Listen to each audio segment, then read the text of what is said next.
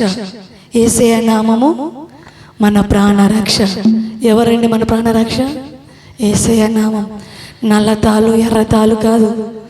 చాలామంది నల్లతాలు కట్టుకుని రక్షణ కావాలని చూస్తూ ఉంటారు. నల్లతాలు ఎర్రతాలు పచ్చతాలు కాదు. యేసయ్య నామమే మన ప్రాణరక్ష. యేసయ్య నామము నా ప్రాణరక్ష, గొర్రె పిల్ల రక్తము నా ఇంటి సురక్ష. యేసయ్య నామము నా ప్రాణరక్ష, గొర్రె పిల్ల రక్తము నా ఇంటి సురక్ష. యేసయ్య నామము నా ప్రాణరక్ష, గొర్రె పిల్ల రక్తము. యేసయ్య నామము నా ప్రాణరక్ష, గొర్రె పిల్ల రక్తము నా ఇంటి సురక్ష. నాశనకరమైన తెగులుకైనా భయపడను, నేను భయపడను. నాశనకరమైన తెగులుకైనా భయపడను, నేను భయపడను. యేసయ్య నామము. బిగ్గరగా చెప్పలు కొడదాం. నా ఇంటి సురక్ష. యేసయ్య నామము నా ప్రాణరక్ష, గొర్రె పిల్ల రక్తము నా ఇంటి సురక్ష. రోగ భయం మరణ భయం తొలగిపోవును యేసు నామములో. పాడదాం. అందరు లేచి నిలబడి నేను మహిమపరుచుకుందాం. లేచి నిలబడదాం. సంతోషంగా నాట్యం చేయొచ్చు, ఆరాధిస్తాం. గొప్ప దేవా నీకు వందనాలు. రోగ భయం మరణ భయం నాలో లేదు యేసయ్య. నాయనా నీ నామములో సమస్తము తొలగిపోవును.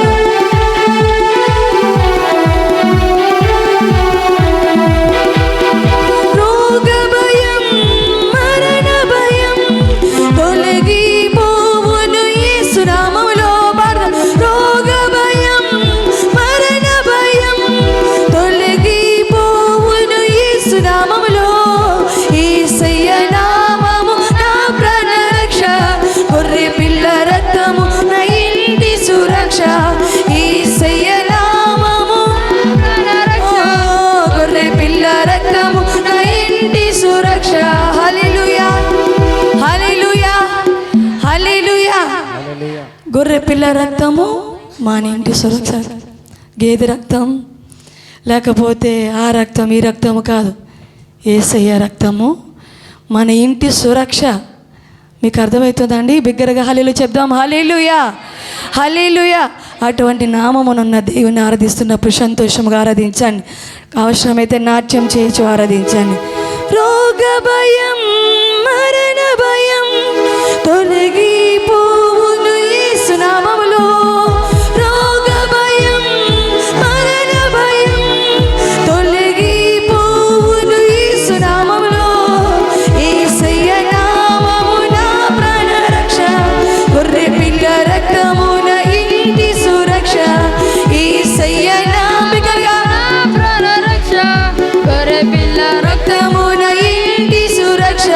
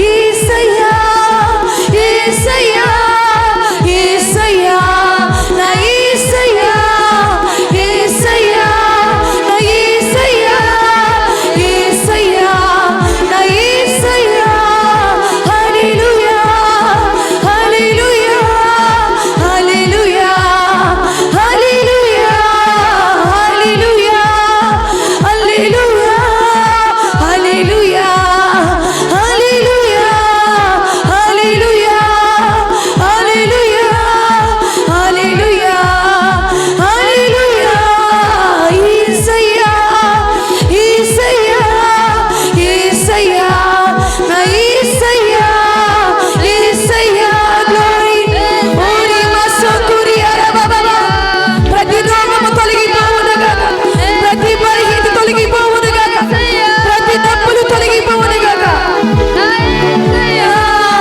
యేసయ్యా యేసయ్యా యేసయ్యా నా యేసయ్యా యేసయ్యా నా యేసయ్యా యేసయ్యా నా యేసయ్యా యేసయ్యా నా యేసయ్యా యేసయ్యా నా యేసయ్యా యేసయ్యా నా యేసయ్యా యేసయ్యా నా యేసయ్యా హల్లెలూయా బిగ్గరగా చప్పట్లు కొడదాం హల్లెలూయా హల్లెలూయా హల్లెలూయా యేసయ్య నామము నా ప్రాణ రక్షణ గొర్రె పిల్ల రక్తము నా ఇంటి సురక్ష సంతోషంగా ఉన్నారండి సంతోషంగా ఉన్నారా సంతోషంగా ఉన్నారా మీ మోకాలు చూసి మీ మాటలు చూస్తుంటే ఉన్న సంతోషం ఉత్సాహం కూడా పోతుంది నవ్వుతూ చెప్పండి సంతోషంగా ఉన్నారా హల్లెలూయా బిగ్గరగా చెప్దాం హల్లెలూయా హల్లెలూయా మరొకసారి పాడదామా బాగుందా ఈ పాట మీకు పాడదాం అందరూ ఆత్మతో సత్యముతో ఆరాధిద్దాం యేసయ్య నామము నా ప్రాణ రక్ష గొర్రె పిల్ల రక్తము నా ఇంటి సురక్ష హల్లెలూయా ఈ యొక్క మధ్యాహ్న సమయంలో మనకున్న బలహీనతలు కానీ మనకున్న అడ్డులు ఆటంకాలు కానీ ఈ యొక్క మధ్యాహ్న సమయంలో విడిచిపోవాలి ఆరాధిద్దాం ప్రతి నొప్పులు తొలగిపోవాలి ప్రతి ఆర్థిక ఇబ్బందులు తొలగిపోవాలి ప్రతి అవిధేయత తొలగిపోవాలి బిగ్గరగా పాడుచు ఆరాధిద్దాం యేసయ్యా యేసయ్యా యేసయ్యా నా యేసయ్య నాట్యం చేయొచ్చు యేసయ్యా నా యేసయ్యా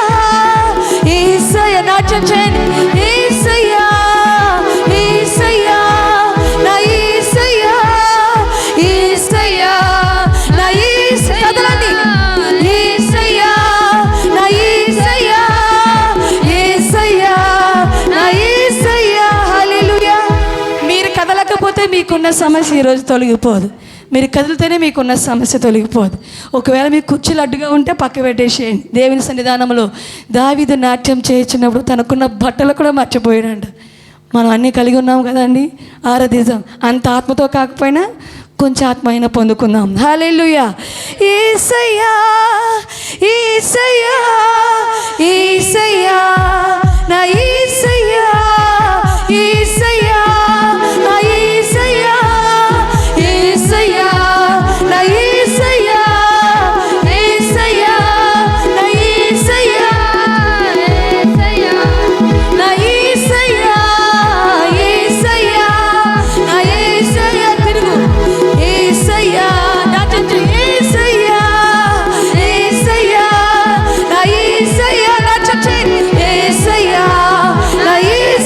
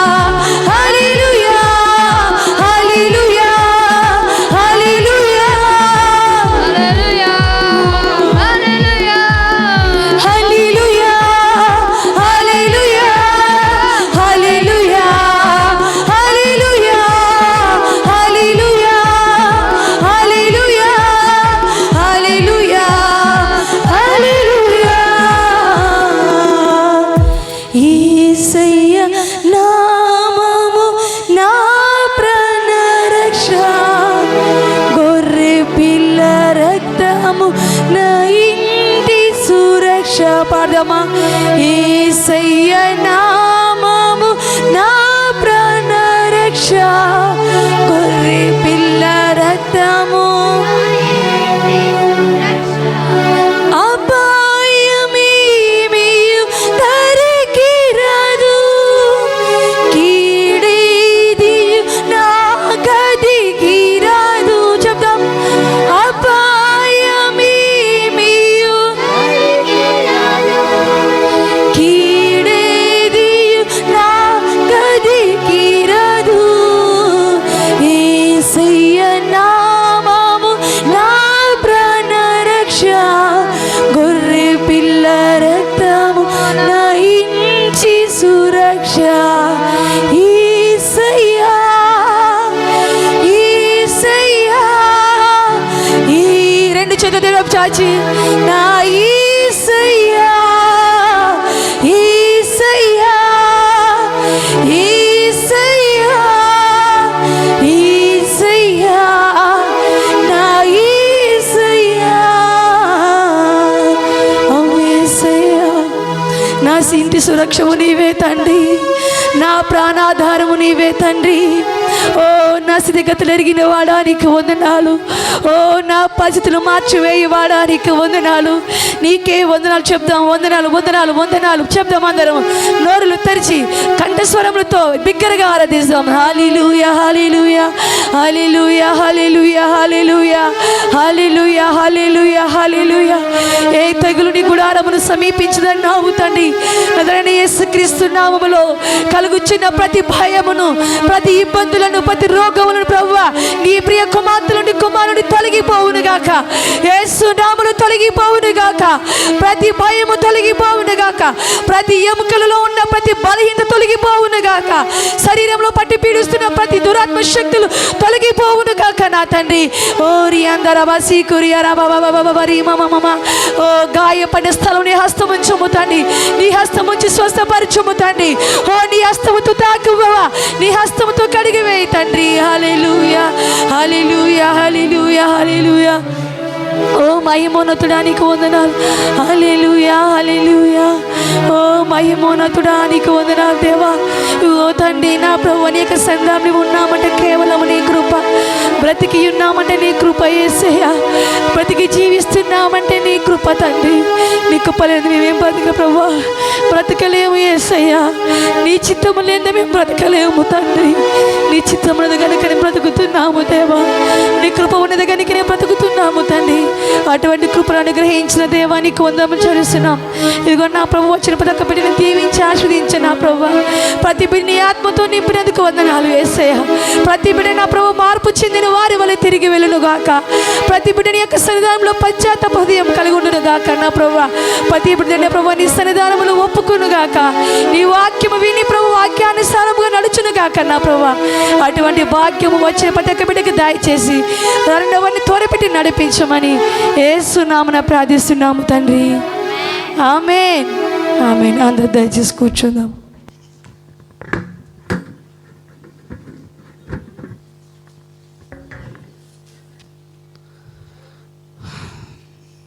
మరొకసారి దేవుని నామములో మిమ్మల్ందరినీ ఆహ్వానిస్తున్నాను. దేవునికి స్తోత్రం. హల్లెలూయా. రెండు చేతుల పైకెత్తి సంతోషంగా ఉన్న వారందరూ కూడా ఆరాధనలో దేవుని సన్నిధిలో నాట్యమాడుతూ మరి ఆయనను ఆరాధించిన ప్రతి ఒక్కరు కూడా రెండు చేతుల పైకెత్తి హల్లెలూయా చెప్దాం. Hallelujah, hallelujah. Thank you Jesus. Yesu నీకు వందనాలు. దేవునికి మనం ఏమిచ్చినా తక్కువే. కేవలము ఆత్మతో సత్యముతో ఆయన్ను ఆరాధించడం తప్ప మనమేమీ ఇవ్వలేం. దేనికి స్తోత్రం. హల్లెలూయా. సో కాబట్టి ఈ టైంలో దేవుడు ఇచ్చిన అవకాశాన్ని బట్టి మరి దేవునికి మనం ఎంతగానో వందలస్తులై ఉన్నాం. సరే, పోయిన వారం మరి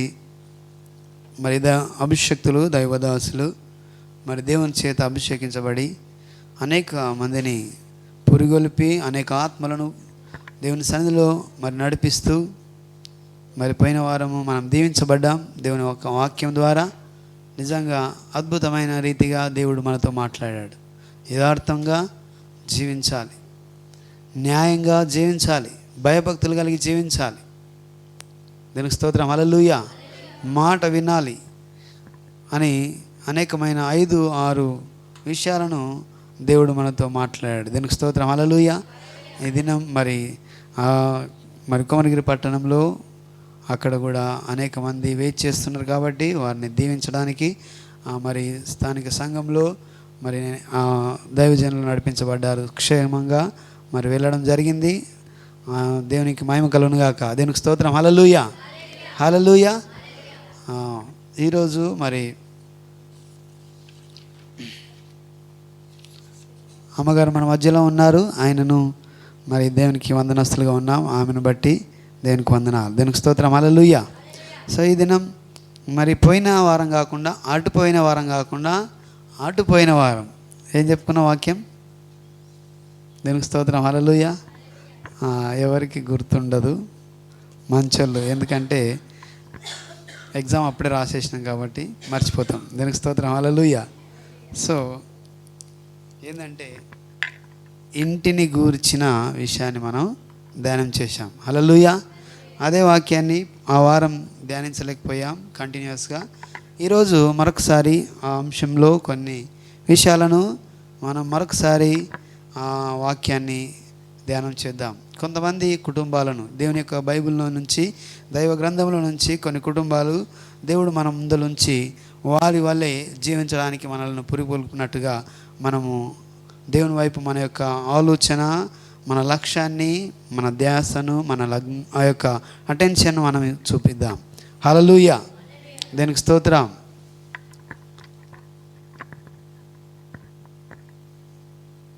అయితే మనం చూస్తే పోయిన ఆ వాక్యంలో ఆ వారంలో మనము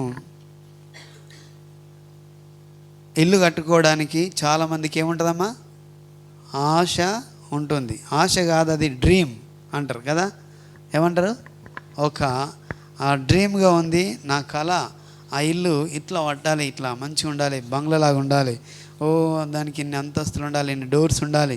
ఇవన్నీ కూడా మళ్ళీ ఇంటి ముందర రకరకాలుగా పేరెడ్ ఉండాలి, గార్డెన్ ఉండాలి, రకరకాల చెట్లు వేసుకోవాలి, పూల మొక్కలు వేసుకోవాలి, ఇంకా అనేకమైన ఇంకొంచెం విశాలంగా ఆలోచన చేస్తే ఇంకా స్విమ్మింగ్ పూల్ ఉండాలి. ఇలాంటి ఆలోచనలు కలిగి మనం ఉంటాం. అవునా? దేవునికి స్తోత్రం. హల్లెలూయా. సో ఇల్లు ప్రతి ఒక్కరికి అది అత్యవసరము ఉండడానికి.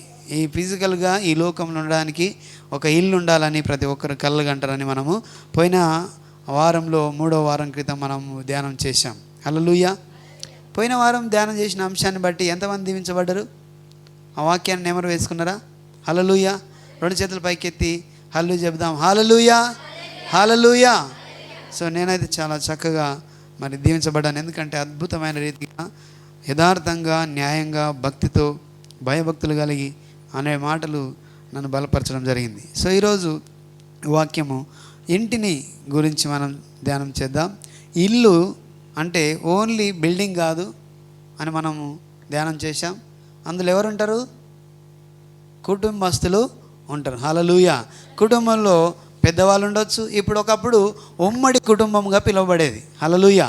ఉమ్మడి కుటుంబం అంటే అందులో తాత, అవ్వ, తర్వాత తండ్రి, తల్లి, ఆ తర్వాత పిల్లలు, మనవరాళ్ళు అని ఇట్లాగా ఒక 2-3 తరాల వాళ్ళు నివసించే వాళ్ళుగా ఉండేది ఒకప్పుడు.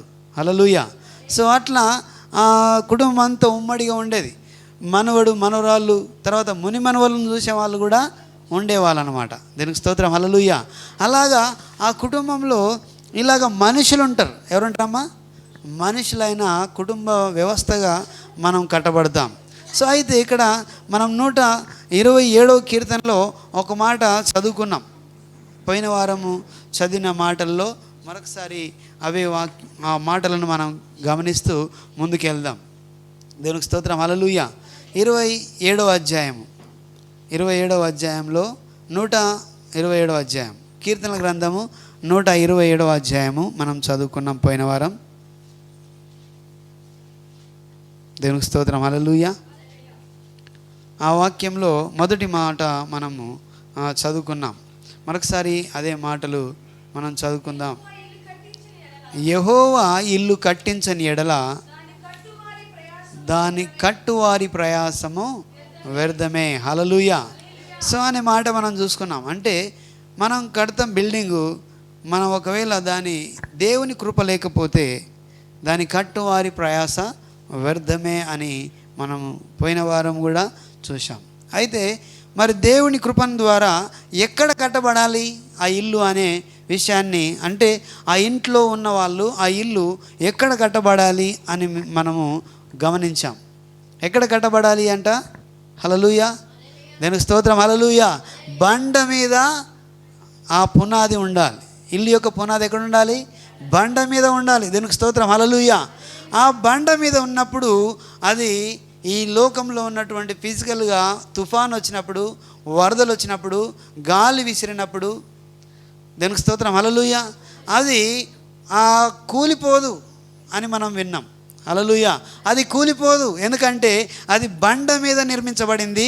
అది దృఢంగా ఉంటుంది. దాని కింద నీళ్లు వెళ్ళడానికి లేకపోతే గాలి కొట్టినప్పుడు అది కదిలిపోవడానికి అంత ఈజీగా ఉండదు, ఎందుకంటే అది బండ మీద నిర్మించబడ్డ ఇల్లుగా ఉన్నది కాబట్టి. హల్లెలూయా. అలా ఇంకో విషయాన్ని మనం చూసాం. ఒకవేళ భక్తిహీనులు ఎలా ఉంటారు అనే విషయాన్ని ఉపమానం మనం చూస్తే ఆ ఇల్లు ఎక్కడ కట్టబడుతుంది అంటే అది ఇసుకలో కట్టబడుతుంది. హల్లెలూయా. ఎక్కడ కట్టబడుతుందమ్మా? ఇసుకలో కట్టబడుతుంది. వరదలు వచ్చినప్పుడు ఆ ఇసుక ఆ వరద కొట్టుకోపోతుంది. అప్పుడు ఆ బేస్మెంట్ అంటే అది నిర్మాణం సరిగా లేదు కాబట్టి ఆ కొట్టుకుపోయిన ఇసుక ద్వారా ఆ ఇల్లు గాలి వచ్చినప్పుడు, వరదలు వచ్చినప్పుడు, తుఫాను రేగినప్పుడు అది పడిపోతుంది అని మనము చూసాం. దేవునికి స్తోత్రం. హల్లెలూయా. అంటే ఇక్కడ మనం గమనించాలి, ఈ లోకపు ఆశలతో చూడండి, పైపైన లేకపోతే పైనటువంటి మనస్ఫూర్తిగా దేవుణ్ణి ఆరాధించకుండా, మనస్ఫూర్తిగా దేవుణ్ణి విశ్వాసించకుండా, మనస్ఫూర్తిగా ఆయనను వెంబడించకుండా, ఆయన మాటలు వినకుండా, ఆయన మాటలు పెడిచెవిన పెట్టి ఏదో వింటున్నామంటే వింటున్నట్టుగా, వస్తున్నామంటే వస్తున్నట్టుగా ఉన్నట్లయితే మన పునాది ఎక్కడ వేయబడి ఉన్నట్లు ఉంటుంది అంటే ఇసుక మీద నిర్మించబడ్డ ఇల్లులాగా ఉంటుంది. ఎందుకంటే ఈ లోకంలో ఉన్నటువంటి ఆశలు, ఈ లోకంలో ఉన్న కష్టాన్ని మనం ఎదుర్కొంటున్నప్పుడు మనం పడిపోయే ప్రమాదం ఉంటుంది. ఎందుకంటే మనము ఎక్కడ లేము? లోతైన లేకపోతే బండ మీద మనం ఇల్లు కట్టబడలేదు కాబట్టి. దానికి స్తోత్రం. హల్లెలూయా. బేస్మెంట్ అంటే ఆ పునాది సరిగా లేకపోతే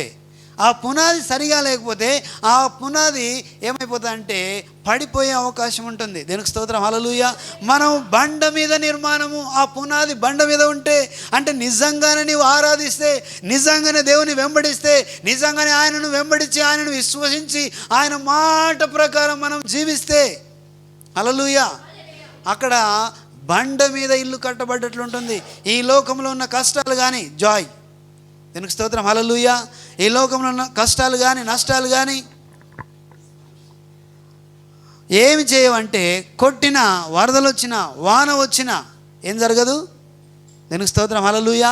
ఆ ఇల్లు కూలిపోదు, ఎందుకంటే ఆ ఇల్లు నిర్మాణం ఎక్కడ వేయబడింది? బండ మీద వేయబడింది. దీనికి స్తోత్రం. హల్లెలూయా. ఆ బండ, ఆ స్టోన్ ఎవరు అని అంటే యేసయ్య అనే మాట మనము చూసాం. దానికి స్తోత్రం. హల్లెలూయా. నీవు యేసులో నిర్మాణం జరిగితే, నీవు యేసయ్యతో నీవు నడిస్తే, ఆయన మాట ప్రకారం నీవు జీవిస్తే, నీవు బండ మీద ఇల్లు కట్టబడ్డట్లుంటావు. నీకు ఈ లోకపు ఆశలు కానీ, ఈ లోకపు కష్టాలు కానీ, నష్టాలు కానీ, తుఫాను లాంటిది నీ మీదకి వచ్చినా కూడా నీవు బెదరవు, కదలవు. ఎందుకంటే నీవెక్కడ ఉన్నావు? బండ మీద ఉన్నావు. దానికి స్తోత్రం. హల్లెలూయా. అందుకే కీర్తనకారుడు అంటాడు, ఏమనంటే ఆయన ఎక్కడున్నాను నేను అనే మాట కీర్తనకారుడు కీర్తన గ్రంథం చూస్తే 18వ అధ్యాయము, కీర్తనల గ్రంథం 18వ అధ్యాయంలో 2వ వచనాన్ని మనం గమనిస్తాం. బండను గురించిన విషయాన్ని మనం చూస్తే, యెహోవా నా శైలము, నా కోట, నన్ను రక్షించువాడు, నా కేడము, నా రక్షణ శృంగము, నా ఉన్నత దుర్గము, నా దేవుడు. హల్లెలూయా. నా దుర్గము, నేను ఆశ్రయించి ఉన్న నా దుర్గము. హల్లెలూయా. నా కోట. నేను ఎక్కడున్నానంటే నేను దేవునిలో ఉన్నాను. ఆయన నా కోట, ఆయన నా శృంగము. దానికి స్తోత్రం. హల్లెలూయా. ఈజ్ మై రాక్ అని మనం ఇంగ్లీష్లో చదువుతాం. దేనికి స్తోత్రం, హల్లెలూయా. అలాగే 61వ కీర్తన 2వ అధ్యాయం, అలాగే 62వ కీర్తన 2వ వచనాన్ని మనం చదువుదాం. ఆయనే నా ఆశ్రయదుర్గము, ఆయనే నా రక్షణకర్త, ఎత్తైన నా కోట ఆయనే, నేను అంతగా కదిలించబడను. హల్లెలూయా. ఎత్తైన ఆ కోట ఆయనే, అందుకే నేను అంతగా కదిలించబడను. దేనికి స్తోత్రం, హల్లెలూయా. ఏమొచ్చినా, ఏది ఎదురైనా, ఏ కష్టం వచ్చినా, ఏ నష్టం వచ్చినా, ఏ బాధలు వచ్చినా నేను కదిలించబడను. బికాజ్ నా కోట, నా దుర్గము ఆయనే. దేనికి స్తోత్రం, హల్లెలూయా. ఎందుకంటే ఆయన నా కోట అయి ఉన్నాడు, ఆయన నా దుర్గమై ఉన్నాడు. కాబట్టి నేనేం చేయబడను, కదలించబడను. దేనికి స్తోత్రం, హల్లెలూయా. మనము నిర్మాణం ఎక్కడ చేయబడుతున్నాం? బండ మీద నీవు నిర్మాణం చేయబడితే నీవు కదలవు, ఎందుకంటే నీ కోట ఆయన. దేనికి స్తోత్రం, హల్లెలూయా. నీ దుర్గమైన వాడు ఆయన. అందుకే ఈ లోకంలో రకరకాల కష్టాలతో మనం వేధించబడతాం. ఆయనను దేవుని మీద నీవు నిజంగానే కట్టబడితే, విశ్వాసం నీకుంటే దేవుడు నన్ను రక్షిస్తాడు, ఆయన నన్ను నడిపిస్తాడు. అంతం వరకు నన్ను నడిపించువాడు ఆయనే, నా రక్షణ దుర్గము అని మనం అనుకుంటే నీవేమాత్రము పడిపోవు. దేనికి స్తోత్రం, హల్లెలూయా, హల్లెలూయా. కాబట్టి నీవు ఎక్కడ నిర్మాణం చేయబడాలంట? బండ మీద నిర్మాణం చేయబడాలి. దేనికి స్తోత్రం, హల్లెలూయా. ఇసుకలో నిర్మాణం చేయబడకూడదు. ఒకవేళ ఇసుకలో నిర్మాణం చేయబడితే పైన ఉన్నట్టుగా మనం చూస్తాం కదా. ఇగో విత్తువాడు విత్తుటకు ఏం చేసిండు? వెళ్ళాడు, బయలుదేరిండు. ఆయన వెళ్తున్నప్పుడు ఆ విత్తుతున్న సందర్భంలో అక్కడ విత్తనాలు పడతాయి. ఒకటి నేల మీద పడుతుంది, ఒకటి ముళ్ళ పొదలు పడుతుంది, ఒకటి బండ మీద పైన పడుతుంది, ఒకటి ఇంకా మంచి నేల మీద పడుతుంది. హల్లెలూయా. సో అందులో వెళ్తున్నప్పుడు అందులో పైన అన్నీ కూడా సందర్భాన్ని బట్టి అది ఎదిగినట్లే ఉంటుంది. ముళ్ళ పొదలో ఉన్నది విత్తనం ఎదిగినట్టే ఉంటుంది, ఆ మొలక ఎదిగినట్టు ఉంటుంది, పైకి ఎదిగినట్టే ఉంటుంది. కానీ ముళ్ళ పొదలు ఏం చేస్తాయి? దాన్ని అణచివేస్తాయి. హల్లెలూయా. మరి వాళ్ళు ఎక్కడున్నట్టు? లోతైన విశ్వాసములో లేనట్టుగా, దేవుని వాక్యానుసారమైన జీవితాన్ని జీవించినట్టుగా, దేవుని నిజంగా వాళ్ళు వెంబడించినట్టుగా ఉన్నవాళ్ళు. దేనికి స్తోత్రం, హల్లెలూయా. లోకం ఆశలు చూసినప్పుడు, లోకంలో ఉన్న కష్టాలను చూసినప్పుడు వాళ్ళు కూడా అక్కడ పడిపోయే ప్రమాదం ఉంటుంది. దేనికి స్తోత్రం, హల్లెలూయా. అందుకే వినుట వలన విశ్వాసము కలుగుతుంది. ఆ మాట యేసును గూర్చి వినడం ద్వారా నీకు విశ్వాసం వస్తుంది. కాబట్టి మనం ఎక్కడ వేయబడ్డట్టు ఉండాలంటే బండ మీద నిర్మాణం చేయబడ్డట్టు మనము ఉండాలి. దీనికి స్తోత్రం, హల్లెలూయా. సో అప్పుడు మనం ఎలా ఉంటామంటే కదలించబడం, అంతగా కదలించబడను. 62వ కీర్తనలో 2వ వచనంలో ఏమంటాడంటే, నేను అంతగా కదలించబడను, యెహోవా నా దుర్గము, నా కోట ఆయన, నేను అంతగా కదలించబడను. నేను నా రక్షణ కర్త ఆయన. ఏనాయన? ఆయన నా రక్షణ కర్త. దేనికి స్తోత్రం, హల్లెలూయా. సో అండి ఈ విధంగా మనం చూస్తే ద్వితీయోపదేశ కాండము 32వ అధ్యాయము 32వ అధ్యాయం 4వ వచనాన్ని మనం గమనిద్దాం ఒకసారి. ద్వితీయోపదేశ కాండం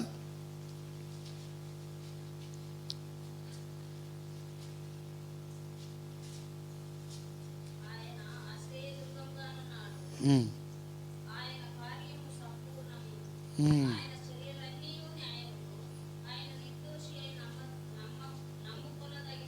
ఆమేన్, హల్లెలూయా. ఆయన నీతిపరుడు, యథార్థవంతుడు. దేనికి స్తోత్రం, హల్లెలూయా. ఆయన ఆశ్రయ దుర్గముగానున్నాడు. ఎలా ఉన్నాడమ్మా? ఆశ్రయ దుర్గముగా ఉన్నాడు. ఆయన కార్యములు సంపూర్ణము, ఆయన చర్యలన్నీ న్యాయములు. ఆయన నిర్దోషి అయి నమ్ముకొనదగిన దేవుడు. హల్లెలూయా. ఆయన నిర్దోషి అయి నమ్ముకొనదగిన దేవుడు. దేనికి స్తోత్రం, హల్లెలూయా. ఆయన నమ్ముకొనదగిన దేవుడు, ఆయన నీతిపరుడు, యథార్థవంతుడు. ఇంగ్లీష్లో చూడండి, అక్కడ మొదటి వచనంలో హీ ఈజ్ ద రాక్. హల్లెలూయా. ఎవరంటే ఆయన? He is the rock. ఆయన ఆశ్రయ దుర్గము. దేనికి స్తోత్రం. ఆయన నమ్ముకొనదగిన దేవుడు, ఆయన ఆధారపడినటువంటి దేవుడు. అందుకే నీవెక్కడ వేయబడాలంటే బండ మీద వేయబడాలి. అందుకే ఆయన కార్యములు సంపూర్ణములు, ఆయన చర్యలు న్యాయములు. చాలా వాక్యం లోతైన విషయాలు మనం గమనిస్తే ఆయన కార్యములు ఎంత మంచివి అంటే యథార్థవంతుడు ఆయన. దానికి స్తోత్రం, హల్లెలూయా. ఆయన నా ఆశ్చర్య దుర్గమై ఉన్నాడు. చూడండి, ఆయన నా ఆశ్చర్య దుర్గం. నాకేం భయం? నేను ఎక్కడ నిర్మించబడ్డాను? బండ మీద నిర్మించబడ్డా. దీనికి స్తోత్రం, హల్లెలూయా. వాన వచ్చింది, వరదలు వచ్చినాయి, దాని మీద కొట్టింది కానీ ఆ ఇల్లు పడలేదు. దీనికి స్తోత్రం, హల్లెలూయా. అది బండ మీద నిర్మించబడిందిగా ఉన్నది కాబట్టి. అంటే చూడండి, ఇంతకుముందు మనం చెప్పుకున్నాం ఏమనంటే, ఇదిగో ప్రభువా ప్రభు అని ఏమంటారు, పిలుచు ప్రతి వాడును పరలోక రాజ్యము వెళ్ళడు. ఇదిగో నా ఈ మాట ప్రకారము, దీనికి స్తోత్రం, హల్లెలూయా, నా తండ్రి చిత్త ప్రకారము జీవించు వాళ్ళు ఏం చేస్తారంట? దేవుని రాజ్యానికి వారసులు అవుతారు. దీనికి స్తోత్రం, హల్లెలూయా, హల్లెలూయా. చూడండి, మత్తయి సువార్త 7వ అధ్యాయము 24వ వచనంలో మనం గమనిస్తాం ఈ మాటలు. ఇంతకుముందు కూడా మనం నిన్నటి దినాన పోయిన వారంలో అప్పుడు మనం గమనించిన వాక్యం అది.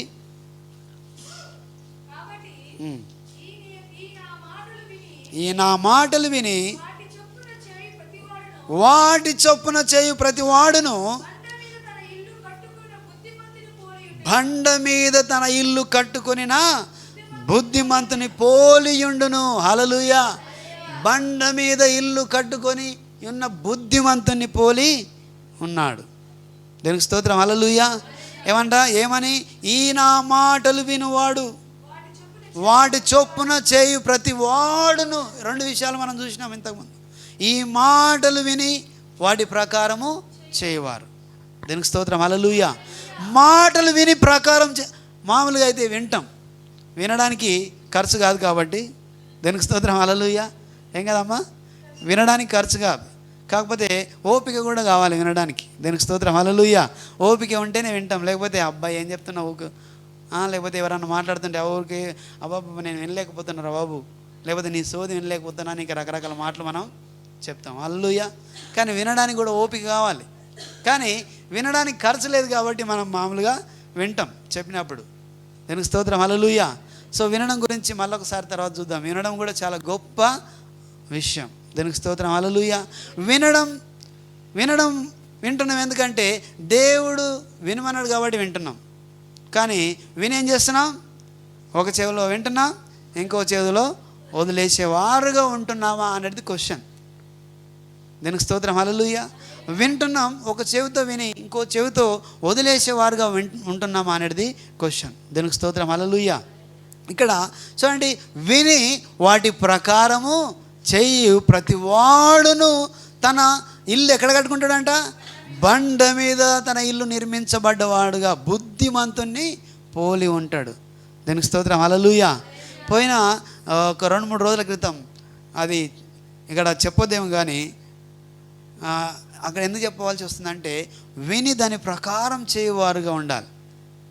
మీరందరూ క్రికెట్ చూస్తారమ్మా? చూడండి, నేను కూడా అప్పుడప్పుడు చూస్తా కానీ, హల్లెలూయా. ఓకే, అయితే అక్కడ ఒక యవనస్తురాలు ఉంది. అంతకుముందు శద్రక్, మేషక్, అబేద్నెగో అనేవాళ్ళు పూర్వకాలంలో ఒక దేశానికి ఒక రాజు యొక్క ఆజ్ఞకు లోబడక వాళ్ళు దేవునికి భయపడి వాళ్ళు ఈ యొక్క ప్రతిమకు మొక్కకుండా నిలబడ్డారు. దీనికి స్తోత్రం, హల్లెలూయా.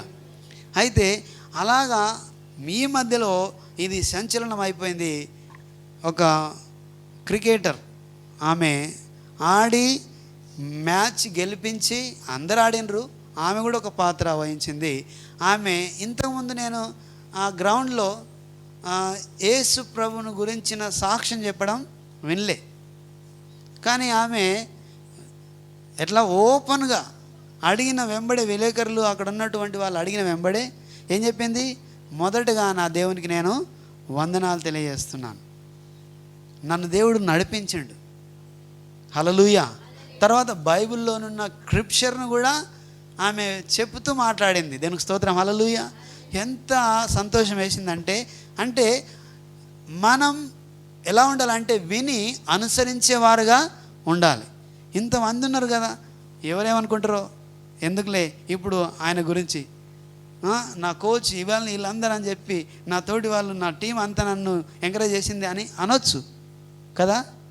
కానీ ఏం చెప్పిందంటే, దేవునికి స్తోత్రం, హల్లెలూయా, చపలు కూడా దేవుని నామమున మహిమపరుద్దాం. చాలా దృఢమైన విషయం.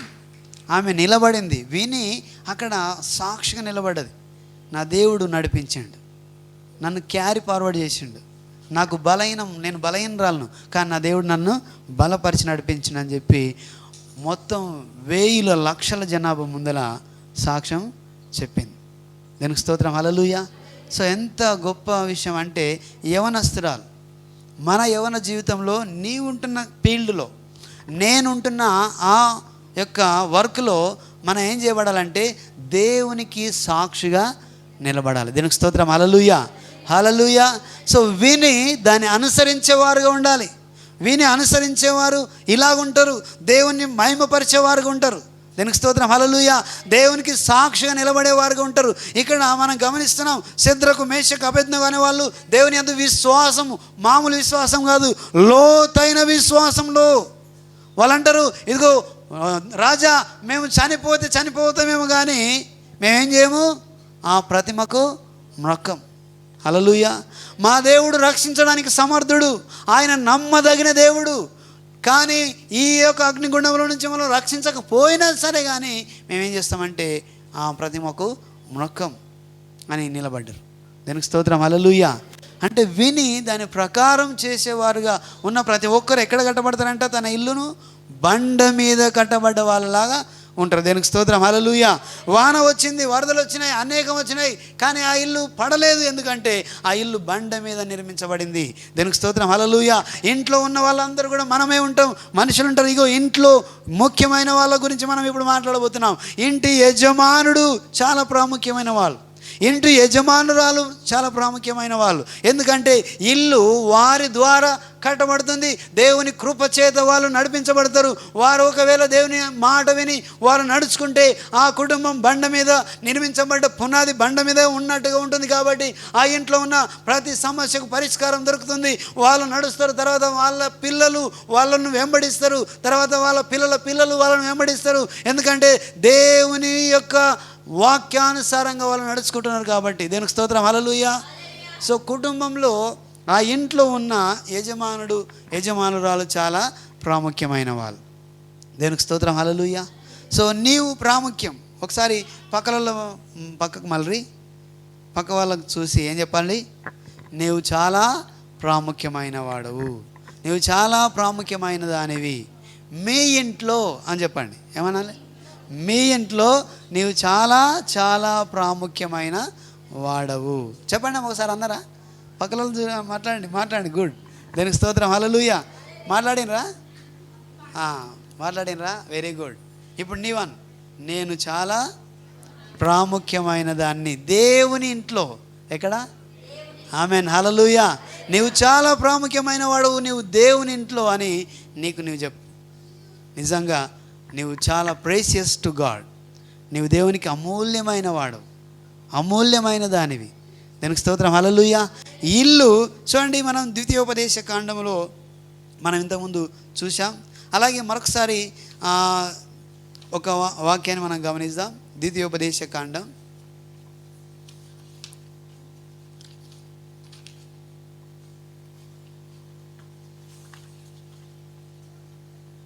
'దేవునికి స్తోత్రం, హల్లెలూయా. అయితే ఇంతకుముందు మనం గమనించిన వాక్యంలో ఇది మన మత్తయి సువార్త 7:24-25లో ఇద్దరు గురించి ఉన్నాయి. ఇద్దరు, ఒకరేమో బండ మీద ఇల్లు కట్టలేరు, ఒకరేమో బండ మీద ఇల్లు కట్టబడ్డ వాళ్ళుగా ఉన్నారు. అయితే ఈ ఇద్దరిలో మనం గమనిస్తే ఎవరు కరెక్ట్గా దేవుని వాక్యానుసారంగా నడుస్తున్నారు అని అంటే, ఎవరు నడుస్తున్నారు? దేవునికి స్తోత్రం, హల్లెలూయా. బండ మీద ఇల్లు కట్టబడి దాని యేసయ్య మాట అంటే దేవుని మాట ప్రకారము నడిచే వాళ్ళు ఎక్కడున్నారంట? వాళ్ళు బండ మీద తమ ఇల్లును నిర్మించుకున్నట్లుగా ఉన్నారు. దేవునికి స్తోత్రం, హల్లెలూయా. ద్వితీయోపదేశ కాండము 6వ అధ్యాయము. ఈ మధ్యకాలంలో మనం ఈ వాక్యాన్ని మరొకసారి మనం చూసాం.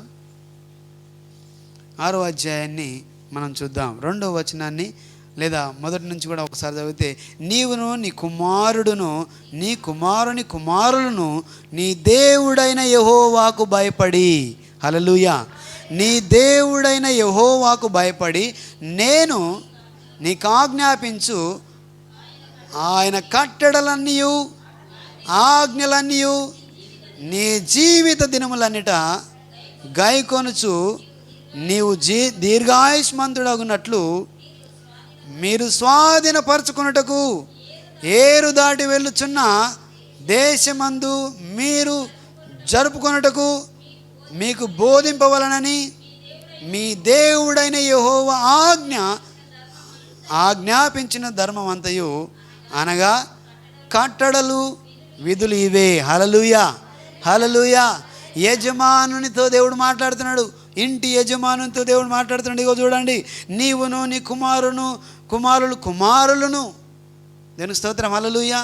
నీవు నీ కుమారులు కూడా ఏం చేయాలంటే నా కట్టడలు నా ఆజ్ఞలు గైకొనాలి. దేవునికి స్తోత్రం, హల్లెలూయా. ఎలా గైకొనాలి? నీవు దేవుడైన యెహోవాకు భయపడి. ఎలా గైకొనాలి?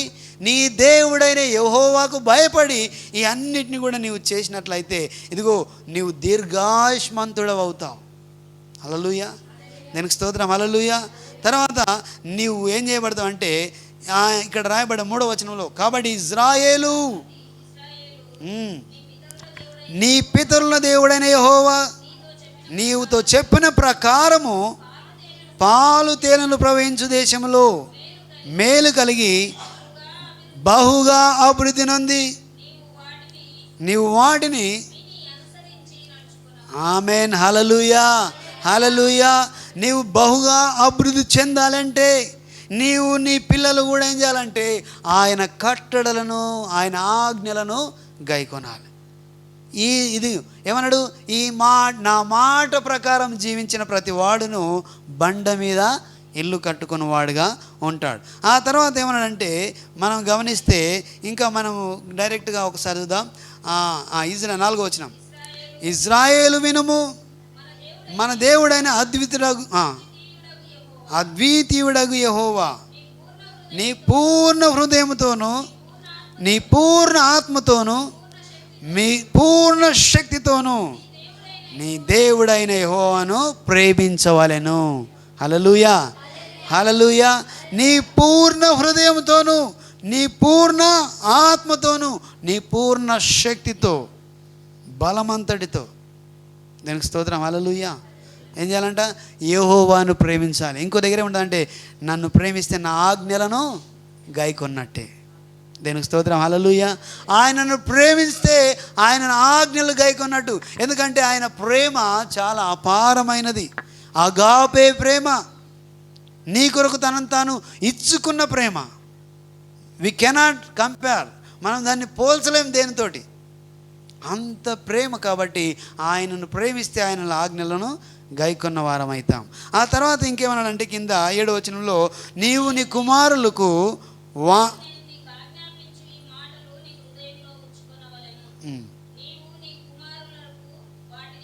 అభ్యసింపజేసి నీ ఇంట కూర్చున్నప్పుడు, త్రోవ నడిచినప్పుడును, పడుకున్నప్పుడును, లేచినప్పుడును వాటిని గూర్చి మాట్లాడవలెను. సూచనగా వాటిని నీ చేతికి కట్టుకొనవలెను. హల్లెలూయా, హల్లెలూయా. నీ ఇంట్లో నీవు కూర్చున్నప్పుడు, నీవు లేచినప్పుడు, నీవు నడుస్తున్నప్పుడు ఏం చేయాలంటే నీ మాటలను నీవు అభ్యసింపచేయాలి. హల్లెలూయా. అభ్యాసం ఎక్కడ జరుగుతామా? స్కూల్లో జరుగుతుంది. విద్యార్థులకు ఏం చేస్తారు? టీచర్లు అభ్యసింపజేస్తారు. దానికి స్తోత్రం, హల్లెలూయా. అది స్కూలు. కానీ మొదటి స్కూల్ ఎక్కడా? ఇల్లు. హల్లెలూయా. హౌస్, ఇంట్లో మొదటి స్కూలు అన్నమాట. అలాగే ఆత్మీయమైన ఇల్లులో అంటే దేవుని మందిరంలో నీవేం చేయాలంటే అభ్యసింప చేసుకోవాలి. దీనికి స్తోత్రం, హల్లెలూయా. అభ్యాసం చేసుకోవాలి, నేర్చుకోవాలి. పదే పదే పదే పదే దాన్ని వల్లివేయాలి. అది వచ్చేంత వరకు నీవు నేర్చుకోవాలి. దీనికి స్తోత్రం, హల్లెలూయా. అప్పుడు ఏం చేయబడతావు అంటే నీ మాటల ప్రకారము, నా మాటల ప్రకారము నడుచుకున్నవాడు. దీనికి స్తోత్రం, హల్లెలూయా. విన్నప్పుడు విని దాన్ని అనుసరిస్తున్నప్పుడు ఏం జరుగుతుందంటే మనలో మార్పు వస్తుంది. దేనికి స్తోత్రం, హల్లెలూయా. విని దాన్ని అవలంబిస్తున్నప్పుడు మార్పు వస్తుంది. మనకే తెలుస్తుంది, అరే నేనే మారిపోతున్నానే ఆలోచన నాలో మార్పు వస్తుంది, నా ప్రవర్తనలో మార్పు వస్తుంది, నేను సరిగా ఉన్నాననే ఒక స్పృహ ఎవరికి వస్తుంది? విని అనుసరించే వారికి వస్తుంది. దేనికి స్తోత్రం, హల్లెలూయా. విని అనుసరించకపోతే నీకేం రాదు. ఏమవుతుంది అంటే తెలుసా, ఇంకొంచెం దూరం అయిపోతాం. లాస్ట్కి వస్తే ఏమవుతారంటే దేవుడు ఉన్నాడా? హల్లెలూయా. దేవుడు ఉంటే ఇలా జరగదే, మాటికి ఇట్లా కష్టం రాదు, నష్టం రాదు. ఇంకేమైపోతుందంటే దేవుని దూషించే స్థాయికి వెళ్ళిపోతాం. ఇక మెల్లమెల్ల ఎక్కడ వెళ్ళిపోతారు? దేవుని దూషించే స్థాయికి వెళ్ళిపోతారు. ఇంకా దేవుడు లేడు అన్నట్టుగా మాట్లాడే మాటలు మనలో వస్తాయి. ఎందుకంటే మనం దేవుని యొక్క సన్నిధిలో బండ మీద కట్టకుండా కింద పడిపోయి లోకంలోకి మనం వెళ్ళిపోతాం. ఆ లోకంలో కలిసిపోయి కష్టాలు నష్టాలతో మనం అలాగ మాట్లాడి దేవుని దూషించే స్థాయికి వెళ్ళిపోతాం. అలాగే యోబుని చూస్తే మనం పోయిన వారం కూడా చూసినాం. యథార్థవంతుడు ఆయన.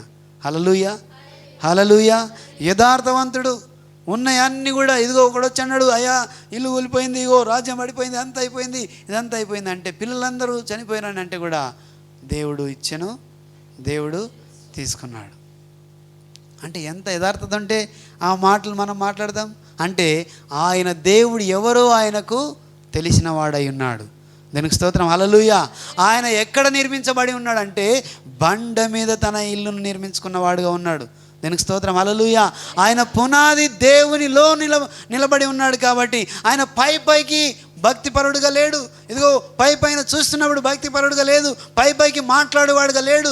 నిజంగానే ఆయన బండ మీద తన ఇల్లు కట్టుకున్నవాడుగా పూర్ణ హృదయముతో, పూర్ణ ఆత్మతో, పూర్ణ శక్తితో ఆయన దేవుణ్ణి ఆరాధిస్తున్నాడు. కాబట్టి ఆయన ఏ మాత్రమో భయపడలేడు. దానికి స్తోత్రం, హల్లెలూయా. ఎందుకంటే దేవుడు ఎవరో, దేవుని యొక్క శక్తి ఏంటో ఆయనకు తెలుసు. కాబట్టి ఆయన ఏమాత్రం భయపడలేడు. అందుకే యజమానుడు చాలా ప్రాముఖ్యమైన వాడు, యజమానురాళ్ళు చాలా ప్రాముఖ్యమైంది. ఇంట్లో వాళ్ళు చాలా చక్కగా దేవుని యందు భయభక్తులు కలిగి నడుచుకుంటే చూస్తున్న పిల్లలు కూడా వాళ్ళ వలె మాట్లాడడానికి, వాళ్ళ వలె నడుచుకోవడానికి, వారి వలె మోకరించుకోవడానికి, వారి వలె మాట్లాడడానికి వాళ్ళు నేర్చుకునే అవకాశము ఉన్నది. దానికి స్తోత్రం, హల్లెలూయా. కుటుంబం చాలా ప్రాముఖ్యమైంది. ఇల్లు ఆ గోడల నిర్మాణం కాదు, అందులో ఉన్న మనుషులు. దానికి స్తోత్రం, హల్లెలూయా. వాళ్ళ మధ్యలో సంబంధము, వాళ్ళ మధ్యలో సత్సంబంధాలు ఉండాలి, నెమ్మది కలిగి ఉండాలి, ప్రేమ ఉండాలి, దేవుని ప్రేమ ఉండాలి, ఆ నమ్మకత్వం ఉండాలి. ఒకరిని పట్ల ఒకరు గౌరవంతో మెలుక్కోవాలి. అప్పుడే ఆ ఇల్లు కట్టబడడానికి అవకాశం ఉంటుంది. ముందు ఆ ఇల్లు యజమానురాలు ఎక్కడుండాలి? బండ మీద నిర్మాణం చేయబడి ఉండాలి. హల్లెలూయా. ఆ బండ మీద నిర్మాణం చేయబడ్డారు కాబట్టి వాళ్ళ పిల్లలు కూడా అదే బండ మీద నడవడం జరుగుతుంది. వాళ్ళు కూడా నిర్మాణము చేయబడతారు. అందుకే సామెతల గ్రంథం 22వ అధ్యాయం 6వ వచనంలో మనం గమనిస్తే ఏమన్నా మనకు తెలుసు ఆల్రెడీ మాట. ఇది బాలుడిగా ఉన్నప్పుడే ఆయన నడవవలసిన త్రోను ఆయనకు నేర్పించు, వాడు పెద్దవాడైన తర్వాత దాని నుంచి తొలగిపోడు. హల్లెలూయా. చూడండి, బాలుడుగా ఉన్నప్పుడే మనము అభ్యాసింప చేయాలి. ఎప్పుడు? ఇదిగో 10-20 సంవత్సరాల తర్వాత వాళ్ళు నేర్పిస్తామా? ఏబీసీలు నేర్పిస్తామా? నో, కాదు. అరే నువ్వు 20-30 సంవత్సరాలు అయినా ఇప్పుడు వాళ్ళు రారా, వాళ్ళకి తీసుకో అని అని చెప్తే వాళ్ళు వింటరా? వినరు. దేనికి స్తోత్రం, హల్లెలూయా. వాళ్ళు అప్పటికి ఏం దాటిపోయినరు? నేర్చుకునేదాన్ని దాటిపోయినరు, వినరు. ఎప్పుడు నేర్పిస్తాం? బాలుడుగా ఉన్నప్పుడే వాళ్ళకు నేర్పిస్తాం. దేనికి స్తోత్రం, హల్లెలూయా. ఏం నేర్పిస్తాం? నడవవలసిన త్రోవను నేర్పిస్తాం. దేనికి స్తోత్రం, హల్లెలూయా. ఎలా నడవాలో, ఎలా మలుచుకోవాలో, ఎలా మాట్లాడాలో నేర్పిస్తాం. చూడండి, ఈ యజమానుడు కనుక, ఖచ్చితంగా యజమానురాలు కనుక బండ మీద ఇల్లు కట్టుకున్నట్లయితే, చూడండి దైవజనులు మనం పోయిన వారం యథార్థంగా ఉంటే ఎలా ఆశ్రయించబడతారు అని అంటే 5 మంది కూడా సేవలో ఉన్నారని. దీనికి స్తోత్రం, హల్లెలూయా. మనం కూడా సేవ చేస్తే ఒక గనురాలైన స్త్రీని గురించి మనం మాట్లాడినాం. ఆమె దేవునికి సేవ చేస్తుంది యథార్థంగా. ఆమె గనురాలు, ఆమెకు డబ్బు కొదవలేదు, కానీ ఆమె ఆశ దేవుడు నెరవేర్చిండు. దానికి స్తోత్రం. Hallelujah. There is no need to serve the man of God. ఆమెకు అవసరం లేదు ఆ దైవ సేవకునికి సేవ చేయడానికి. ఆమెకి ఏం తక్కువ లేదు, కానీ ఆమె ఏదో ఖచ్చితంగా దేవుని సేవ చేయాలని చెప్పి అనుకుంది. కాబట్టి ఆమె మేడ మీద గదిని కట్టించింది, ఇల్లు కట్టించింది. ఎవరికి? దైవ సేవకుని. దీనికి స్తోత్రం. హల్లెలూయా. ఇల్లు కట్టించి ఆయన వస్తున్నప్పుడు పోతున్నప్పుడు ఆయనకు ఒక మంచం వేసి అక్కడ ఆహారం ఇస్తూ ఆమె ఆయనకు పరిచయం చేస్తుంది, సేవ చేస్తూ వచ్చింది. దీనికి స్తోత్రం. హల్లెలూయా. చూడండి, ఆమె గనురాలు, కానీ ఆమె అవసరం లేదు, కానీ ఆమె సేవ చేయాలనుకున్నది దేవుని యొక్క దైవ సేవకుని. కాబట్టి ఆమె ఏం చేసిందంటే ఇల్లు కట్టించింది, ఒక చిన్న మేడ గదిని కట్టించింది. దానికి స్తోత్రం. హల్లెలూయా. ఇల్లు అనేది చాలా ప్రాముఖ్యమైనది. అందుకే ఆమెకు తెలుసు ఒక ఇల్లు కట్టిస్తే చాలా బాగుంటుందని. చూడండి, నేను ఇంట్లో నీవు ఎక్కడ నిర్మించబడ్డావు, నీ పునాది ఎక్కడుంది అనేది చాలా ప్రాముఖ్యమైనదని ఈరోజు మనం గమనిస్తున్నాం. కాబట్టి దేవునిలో నీవు ఉంటే, ఇక్కడ యాకోబుతో ఇజ్రాయేలు వినుము అని అంటున్నాడు. అని ఇదిగో నేను కట్టడలు నీవు ఉన్నాయా, ఇవన్నీ కూడా ఇదిగో నేను ఆజ్ఞాపించిన ప్రతి ఆజ్ఞను కూడా నీవు దీర్ఘాయుష్వంతుడవగునట్లుగా, ఇదిగో నీవు అభివృద్ధి చెందునట్లుగా వీటిని నీవేం చేయాలంటే నీవును నీ పిల్లలకు నీ కుమారులకు ఇవి అభ్యసింపచేయి. హల్లెలూయా. నీవు కూడా అభ్యాసం చేయాలి, నీ పిల్లలు కూడా అభ్యాసము చేయాలి, నేర్చుకోవాలి. అంతేకాదు వాటిని మర్చిపోతావేమో, నీ చేతికి వాటిని కట్టుకో. దానికి స్తోత్రం. హల్లెలూయా. ఆ తర్వాత నీ గోడలకు వాటిని రాయించు. దానికి స్తోత్రం. హల్లెలూయా. ఆ తర్వాత నీ హృదయంలో వాటిని ఉంచుకో. అందుకే దావీదు అంటాడు, దేవా నేను నీ ఎదుట పాపము చేయకుండానట్టుగా నా హృదయంలో నీ వాక్యం ఉంచుకొని ఉన్నాను. ఇది రెగ్యులర్ కొటేషన్ అన్నమాట. నీవు పాపం చేయకూడదంటే నీలోగా ఏముండాలి? వాక్యం ఉండాలి. దానికి స్తోత్రం. హల్లెలూయా. ఎవ్రీ టైం నేను ఈ మాటలను మాట్లాడుతుంటా. నేను పాపం చేయకూడదు అంటే నాలో ఏముండాలి? వాక్యం ఉండాలి. ఈ నా మాటలు వినువాడు వాటి ప్రకారం చేయవాడు బండ మీద తన ఇల్లు కట్టుకున్నవాడుగా ఉంటాడు. దీనికి స్తోత్రం. హల్లెలూయా. చూడండి, ఇక్కడ ఇజ్రాయేలు అంటే ఈ యాకోబుతో మాట్లాడితే ఏమన్నాడంటే, ఇదిగో నీ కుమారులకు వాటిని అభ్యసింపచేయి. నీ ఇంట కూర్చున్నప్పుడు, త్రోవన నడుస్తున్నప్పుడు, పడుకుంటున్నప్పుడు, లేచుచున్నప్పుడు వాటిని గూర్చి మాటలాడవలెను. సూచనగా వాటిని నీ చేతికి కట్టుకొనవలెను. దీనికి స్తోత్రం. హల్లెలూయా. ఇంతకుముందు ఒక సందర్భంలో మనం ఈ మాటలు మాట్లాడినాం ఈ విషయాన్ని. చూడండి, నీవు నడుస్తున్నప్పుడు, ఒకవేళ ఇంట్లో ఉమ్మడి కుటుంబం అయితే, ఇప్పుడు దాదాపుగా లేవనుకోండి, ఉంటే మా తాత అవ్వలు ఏం చేస్తారు? స్టోరీ చెప్తారు. దీనికి స్తోత్రం. హల్లెలూయా. ఏం స్టోరీ చెప్తారు? ఇదిగో దావీదు అని చెప్తారు, ఇదిగో సింహం వచ్చింది అని చెప్తే అక్కడ ఏం చేస్తారు వాళ్ళు? ఇంకా వినడానికి చెప్పు తాతయ్య చెప్పు, అమ్మమ్మ చెప్పు, నానమ్మ చెప్పు అని అంటారు. ఎందుకంటే వాళ్ళు వినడానికి ఇష్టపడతారు. పిల్లలు వీటిని కథలు వినడానికి ఇష్టపడతారు. హల్లెలూయా. వాళ్ళు ఏం చేస్తున్నారంటే వాళ్ళకు తెలియకుండా కథ రూపంలో అభ్యసింపజేస్తున్నారు. దీనికి స్తోత్రం. హల్లెలూయా. చూడండి, నేను కూడా దేవుని వాక్యాన్ని అభ్యాసం చేయాలి, ధ్యానం చేయాలి. అందుకే కీర్తనల గ్రంథంలో మనం గమనిస్తే, మొదటి కీర్తనలు 3వ వచనంలో మనం గమనిస్తే అక్కడ రాయబడిన మాటలు ఏంటంటే, ఏం జరుగుతుందంటే అక్కడ క్లియర్గా రాయబడి ఉంది. ఇంతకుముందు కూడా చాలాసార్లు మనం విన్నాం. కీర్తన గ్రంథం 1వ అధ్యాయం 3వ వచనాన్ని మనం, అతడు నీటి కాలువ ఏరున నాటబడిన వాడై ఆకు వాడక తన కాలమందు ఫలమిచ్చు చెట్టు వలెను ఉండును, అతడు చేయునదంతయు సఫలమగును. ఎప్పుడంట? యెహోవా ధర్మశాస్త్రమందును ఆనందించు దీవారాత్రము ధ్యానించువాడు ధన్యుడు. హల్లెలూయా. యెహోవా ధర్మశాస్త్రమందు దీవారాత్రము దాన్ని ధ్యానించువాడు ధన్యుడు, ఆయన చేయునదంతయు సఫలమవుతుంది. హల్లెలూయా. ఈలాగ చేస్తే అది ధ్యానించి ఆ ధర్మశాస్త్రాన్ని ధ్యానిస్తూ అలాగ మనం చేస్తే, దీనికి స్తోత్రం. హల్లెలూయా. ఏం చేయబడతామంటే ఆ నీటి కాలువ ఏరున నాటబడిన చెట్టు వలె పచ్చగా ఉంటుంది. ఆ చెట్టు తగిన కాలంలో ఫలమిస్తుంది. దీనికి స్తోత్రం. హల్లెలూయా. ఏం చేస్తా అంట? తగిన కాలంలో ఫలమిచ్చే చెట్టు వలె ఉంటుంది. అంతేకాదు అది ఏం చేయబడుతుంది, అతడు చేయునదంతయు సఫలమవుతుంది. ఎందుకంటే నీవు అభ్యసిస్తున్నావు, నీవు చేయనిదంతయు సఫలమవుతుంది. దీవారాత్రములు ధ్యానించువాడు. అందుకే మనం ఈ కూడా చూసినాం ద్వితీయోపదేశ కాండంలో, ఇదిగో నువ్వు కూర్చున్నప్పుడు, ఇదిగో నువ్వు పడుకున్నప్పుడు, ఇదిగో రాత్రనక పగలనక అక్కడ నీవు ధ్యానం చేసినట్లయితే, హల్లెలూయా, నీవు దాన్ని అభ్యసింపజేసుకున్నట్లయితే నీవు చేయునదంతయో సఫలమవుతుంది. నీవు దీర్ఘాయుష్మంతుడవుతావు, నీవు అభివృద్ధి చెందుతావు. హల్లెలూయా. అది నిజంగా అది జరిగిన విషయం, ఏదో కథ కాదు, ఏదో అయిపోలేదు కాదు, ఇది జరిగింది. దేవుడు ఆ మాటలు విన్న ఆ యొక్క ఇజ్రాయేలు అని పిలువబడుతున్న ఆ భక్తుడు అలాగ చేసి తన పిల్లలు అభివృద్ధి చెందినట్టుగా, దీనికి స్తోత్రం, హల్లెలూయా, మనం గమనిస్తాం. దావీదు మహారాజు కూడా ఆయన కూడా అలాగ చేసి తన యొక్క కుటుంబం, తన రాజ్యం అంతా కూడా, దీనికి స్తోత్రం, హల్లెలూయా, ప్రగతి ప్రథంలో నడిచినట్టు మనం చూస్తాం. చూడండి, నీవు నేను అభ్యాసింప చేయాలి, అభ్యాసం చేసుకోవాలి, ధ్యానం చేయాలి, మాట్లాడాలి, వల్లి వేయాలి. దీనికి స్తోత్రం, హల్లెలూయా. ఇంటి యొక్క రూపురేఖలు మారాలంటే ఇంటికి మనం ఏం చేస్తాం, కలర్ వేస్తాం. హల్లెలూయా. ఏం చేస్తామమ్మా, పెయింట్ వేస్తాం, రకరకాల పెయింట్ వేస్తాం, రకరకాల డిజైన్ చేపిస్తాం. ఓకే, అన్నీ మంచిగా, ఇల్లు మంచిగా కనబడాలి, అందంగా కనబడాలి.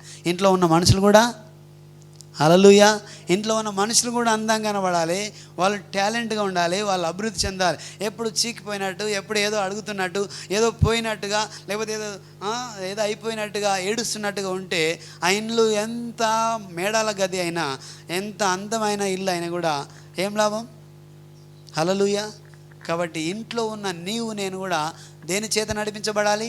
దేవుని వాక్యం చేత మనము నడిపించబడాలి. దేనికి స్తోత్రం, హల్లెలూయా. అప్పుడు ఆ ఇల్లు ఎలా ఉంటుందంటే అభివృద్ధి చెందినదిగా ఉంటుంది. దేనికి స్తోత్రం, హల్లెలూయా. వాళ్ళు చేయనదంతయు, వాళ్ళు అన్సక్సెస్ గారు, వాళ్ళు చేయనదంతయు సఫలమవుతుంది. ఎందుకంటే వాళ్ళు ఆయన ఆజ్ఞల ప్రకారము నడుస్తున్నారు. దేనికి స్తోత్రం, హల్లెలూయా. అందుకే మనము, నీవు నేను ద్వితీయోపదేశ కాండం 6వ అధ్యాయంలో ఉన్న ఆ మాట ప్రకారము మనం ఏం చేయాలమ్మా, నడుచుకోవాలి. దీనికి స్తోత్రం, హల్లెలూయా, హల్లెలూయా. చూడండి, మనం అందుకే ఆ మాటలు విని దాని ప్రకారం చేస్తే నీ కుమారులు నీవు ఏం చేయాలంటే వాటిని అభ్యసింప చేయాలి. ఆ తర్వాత అక్కడ ఏమన్నాడంటే, ఈ నేడు 6వ వచనం, నేడు ఆమేన్, హల్లెలూయా. ఎక్కడ ఉండాలంట అవి? నీ హృదయంలో ఉండాలి. దీనికి స్తోత్రం, హల్లెలూయా. నీ హృదయంలో ఉంటే ఏం చేస్తావంటే, ఒకవేళ నీవు రాంగ్ రూట్లో వెళ్తే అవి నీకేం చేస్తాయి? జ్ఞాపకము చేస్తాయి. అరే ఇది కరెక్ట్ కాదు, వెళ్తున్న దారి సరిగైంది కాదు అని నీకు అవి జ్ఞాపకము చేసుకుంటాం. దీనికి స్తోత్రం, హల్లెలూయా. ఆ తర్వాత మనం గమనిస్తే ఈ ఇంటి వారందరూ కూడా, ఆ యజమానునితో సహా వాళ్ళందరూ కూడా ఏం చేయబడుతున్నారంటే వాటిని అభ్యాసింప చేయడానికి పూనుకున్నట్టు మనము చూస్తాం. దీనికి స్తోత్రం, హల్లెలూయా, హల్లెలూయా. ఆ తర్వాత అంతకుముందు పూర్ణ హృదయంతో, పూర్ణ శక్తితో, పూర్ణ ఆత్మతో నీ దేవుడైన యెహోవాను నీవు ప్రేమించవలెను. హల్లెలూయా, హల్లెలూయా. చూడండి, 3వ వచనం చివరి భాగంలో, దేశములలో మేలు కలిగి బహుగా అభివృద్ధి నొందినట్లు నీవు వాటిని విని అనుసరించి నడుచుకొనవలెను. హల్లెలూయా. ఏం చేయాలంట? నీవు మేలు పొందాలంటే, నీవు అభివృద్ధి చెందాలంటే, దీనికి స్తోత్రం, హల్లెలూయా, నీవు మేలు పొందాలన్నా, నీవు అభివృద్ధి చెందాలన్నా నీవు ఏం చేయాలంట?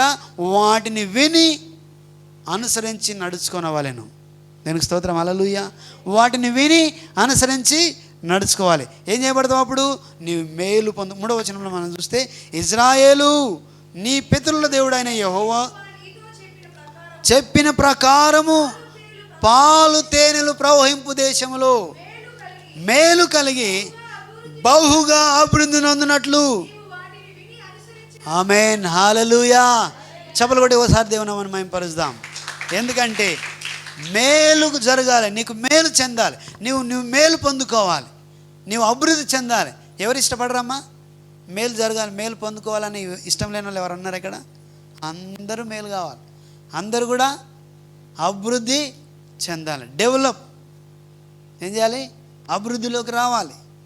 చూడండి, అన్నీ చేస్తాం అభివృద్ధిలోకి రావాలని, ఎవ్రీథింగ్ వీ కెన్ డూ, కానీ ఏం చేయం. హల్లెలూయా. అందుకే దేవుడు ఇక్కడ వాక్యం ఏం చెప్తుందంటే, ప్రయాసపడి నీవు భారం పోయి వారలారా నా యొద్దకు రండి, నేను నీకేం చేస్తా, విశ్రాంతిని ఇస్తా. అలాగే 127వ కీర్తనలు ఏమన్నాడు, ఇల్లు కట్టువాడు ప్రయాసపడి ఇల్లు కట్టడం వ్యర్థము. హల్లెలూయా. తర్వాత యెహోవా ఇల్లు కట్టించని ఎడల ఆ ఇల్లు కట్టు వ్యర్థమే, కాపాడని ఎడల కావలి కాయవారు మేలుకొని ఉండుట వ్యర్థమే. దానికి స్తోత్రం. హల్లెలూయా. కంటిన్యూ. మీరు వేకువన లేచి చాలా రాత్రి అయిన తర్వాత పడుకొనొచ్చు. దేనికి స్తోత్రం. హల్లెలూయా. చూడండి, చాలా కష్టపడతాం, రకరకాల కష్టపడతాం, రాత్రులు పగళ్ళు ఇంకా పరిగెత్తుతుంటాం. ఇంకేమన్నా అంటే ప్రార్థనకు టైం దొరకదు, ఇంకేమన్నా అంటే చర్చికి టైం దొరకదు, దేవుణ్ణి ఆరాధించడానికి టైం దొరకదు, ఇంకా పరిగెత్తుతాం. ఏమన్నా అంటే ఎవరైనా ఫోన్ చేశారనుకో, ఎక్కడున్నా బ్రదర్ అంటే నేను బిజీగా ఉన్నా, ఇప్పుడు నాకు టైం లేదు, నేను తర్వాత ఐ విల్ కాల్ బ్యాక్ అని ఒక మెసేజ్ పెడతారు. హల్లెలూయా. ఏం పెడతారు? ఐ విల్ కాల్ బ్యాక్ అని వస్తుంది. ఎందుకంటే నేను బిజీగా ఉన్నా. హల్లెలూయా. నీవు బిజీగా ఉండడం మంచిదే, కానీ నీవు దేవుని మాట వినకుండా, దేవుని యొక్క మాట విని దాని ప్రకారం చేయకుండా, నీ ప్రయాస ఎంత ప్రయాసపడ్డా ఆ ఇల్లు కట్టువాని ప్రయాస వ్యర్థమైపోతుంది. హల్లెలూయా. ఆయన మాటలు విని దాని ప్రకారం చేసినట్లయితే నీవేం చేయబడతావు? నీకు మేలుతో నింపబడాలంటే ఆయన మాటలు వినాలి, వాటి ప్రకారము చేయాలి. నీవు అభివృద్ధి చెందాలంటే ఆయన మాట విని దాని ప్రకారము చేయాలి. మేలు కావాలి, అభివృద్ధి కావాలి. ఆకు వాడక తగిన కాలం అందు ఫలమిచ్చు చెట్టు వలె ఉండాలంటే దాన్ని ధ్యానించాలి. దీనికి స్తోత్రం. హల్లెలూయా. వాటిని గాయకొనాలి, నడవాలి. చూడండి, ఇంకా ఇదంతా కూడా ఒక్కటే దాని మీద మనం మాట్లాడుతున్నాం, విని నడుచుకోవడం. హల్లెలూయా. విని నడుచుకోవడం. నిజంగానే నీ విని నడుచుకుంటే మిగతా అన్నీ కూడా దేవుని మీద మనం ఆధారపడి నడుచుకుంటాం కాబట్టి అన్నీ ఏది చేయాలనో అదంతటా అది జరుగుతుంది. దేనికి స్తోత్రం. హల్లెలూయా. ఎందుకంటే నీవు ఎవరితో ఉన్నావు? నీవు దేవునితో ఉన్నావు. దేనికి స్తోత్రం. హల్లెలూయా. ఆయన వాక్యానుసారంగా నడుస్తున్నావు, ఆయన వాక్యమైతే మాట్లాడుతున్నావు, ఆయన వాక్యాన్ని నువ్వు పిల్లలకు మాట్లాడుతున్నావు. ఆయన వాక్యమైతే నువ్వు మాట్లాడుతున్నప్పుడు జరిగే కార్యాలు ఎవరు ఆపలేరు. ఎందుకంటే దేవుని వాక్యంలో శక్తి ఉన్నది, దేవుని మాటల్లో బలం ఉన్నది. దేనికి స్తోత్రం. హల్లెలూయా. నీ పిల్లలు దీవించబడాలన్నా, నీవు ఏం చేయాలన్నా, నీవు అభివృద్ధిలోకి రావాలన్నా నీవేం చేయాలంటే వాటిని అభ్యసింప చేయాలి. నిలబడ్డప్పుడు, పడుకున్నప్పుడు, మాట్లాడుతున్నప్పుడు, నీవు నడుస్తున్నప్పుడు, త్రోవన నడుస్తున్నప్పుడు కూడా, హల్లెలూయా, త్రోవన నడుస్తున్నప్పుడు కూడా నీవు అభ్యసింప చేయాలి, మాట్లాడాలి. దేనికి స్తోత్రం. అప్పుడు నీవేమైపోతావంటే నీకు మేలు జరుగుతుంది, నీవు అభివృద్ధి చెందుతావు. దేనికి స్తోత్రం. హల్లెలూయా. సో అలాగే ఆ తర్వాత ఇంట్లో ఏముండాలంటే, ఇంట్లో యజమానుడు యజమానురాలు దేవుని మాట విని దాని ప్రకారము చేసేవారుగా ఉండాలి. హల్లెలూయా. అప్పుడు ఆ ఇల్లు నిజంగానే అభివృద్ధి చెందుతుంది, నిజంగానే మేలు పొందుకుంటుంది ఇల్లు. నిజంగానే నీవు ఒకవేళ అలాగా చేసి దేవుణ్ణి అడుగు, ఖచ్చితంగా నీవు ఏం చేయబడతావు అంటే అభివృద్ధి చెందబడతావు. నీవు ప్రయాస రాత్రంతా పడుకోకుండా పగలంతా రకరకాల కష్టపడి నీవు కష్టార్జితాన్ని తింటున్నప్పుడు నీవు దేవుని వాక్యానుసారంగా వాటిని విని చేయకపోతే దాన్ని చేసే ప్రయత్నం అంతా కూడా వ్యర్థమవుతుందని మనం వింటున్నాం. కాబట్టి మనం ఏం చేయాలా? విని దాని ప్రకారము చేసేవారుగా ఉండాలి. ఖచ్చితంగా నీవు అభివృద్ధి చెందుతావు. దీనికి స్తోత్రం. హల్లెలూయా. చూడండి, ఇంకో మనం గమనిస్తే హన్నా గురించి మనం ఒకసారి ఆలోచన చేస్తే, చూడండి, తన కుమారుని గురించి మనం ఆలోచన చేయొచ్చు. ఇంట్లో ఆమె ఎప్పుడు లేచి ప్రార్థన చేస్తుందో, ఎప్పుడు ఆరాధన చేస్తుందో, ఎప్పుడు మోకరిస్తుందో, కానీ ఆ బాలుడు పాలు మానకముందే తను తీసుకొని వచ్చి తన ప్రతిష్ఠ చేయడానికి తీసుకొస్తున్నప్పుడు ఆయన మొదటి సమయాల గ్రంథంలో చూస్తాం, అక్కడ ఆమెతో దైవజనంతో మాట్లాడుతున్నప్పుడు ఆయనను అక్కడ ప్రతిష్ఠ చేసి వదిలేస్తున్న సందర్భంలో అక్కడ రాయబడి ఉంది, బాలుడైన సమయలు అక్కడే మ్రొక్కెను. హల్లెలూయా. హల్లెలూయా. ఎంతగా ట్రైన్ చేసింది, ఎంతగా ఆమె తన ముందు మోకరించి ఉండొచ్చు. దీనికి స్తోత్రం. హల్లెలూయా. బాలుడిగా ఉన్నప్పుడే ఆయన మొక్కుతున్నాడు అని అంటే ఆ ఇంట్లో ఏం జరుగుతుందంటే ఆ ఇంట్లో ప్రార్థన జరుగుతుంది. ఆ ఇంట్లో ఏం జరుగుతుందంటే ఆ ఇంట్లో ఆరాధన జరుగుతుంది. దానికి స్తోత్రం, హల్లెలూయా. ఆ ఇంట్లో ఏం జరుగుతుందంటే అభ్యాసన జరుగుతుంది, నేర్చుకోవడం జరుగుతుంది. ఆయన అభ్యసిస్తున్నాడు, ఆమె అభ్యసిస్తుంది. కాబట్టి తన ఇంట్లో ఆ తల్లి, ఆ ఇంట్లో తన తండ్రి కానీ వాళ్ళు సిలోహ్ అనే ప్రాంతానికి ఎప్పుడు కూడా ఏటేటా వెళ్ళేవాళ్ళు. ఆరాధికులుగా ఉన్నారు, బలులు అర్పించేవారుగా ఉన్నారు. దానికి స్తోత్రం, హల్లెలూయా. కానీ ఆమెకు పిల్లలు లేనప్పుడు దేవుని సన్నిధిలో గోజాడి పట్టుబట్టి ఆమె తన యొక్క హృదయం అంతా ధారపోసి ఏడ్చి దేవుని సన్నిధిలో ఒక ఆజ్ఞను పొందుకున్నది. ఆ ఆజ్ఞను పట్టుకొని వచ్చింది, ఆ మాటను తీసుకొని వచ్చింది. ఆ పిల్లవాడిని పొందుకున్న తర్వాత ఇదిగో మొక్కుబడి తీర్చుకోవడం. హల్లెలూయా, హల్లెలూయా. చూడండి, దేవుని మాట విని దాని ప్రకారం చేయాలంటే ఇదిగో చాలాసార్లు దేవుని మాటను తీసుకుంటాం కానీ దాని ప్రకారం చేయలేం.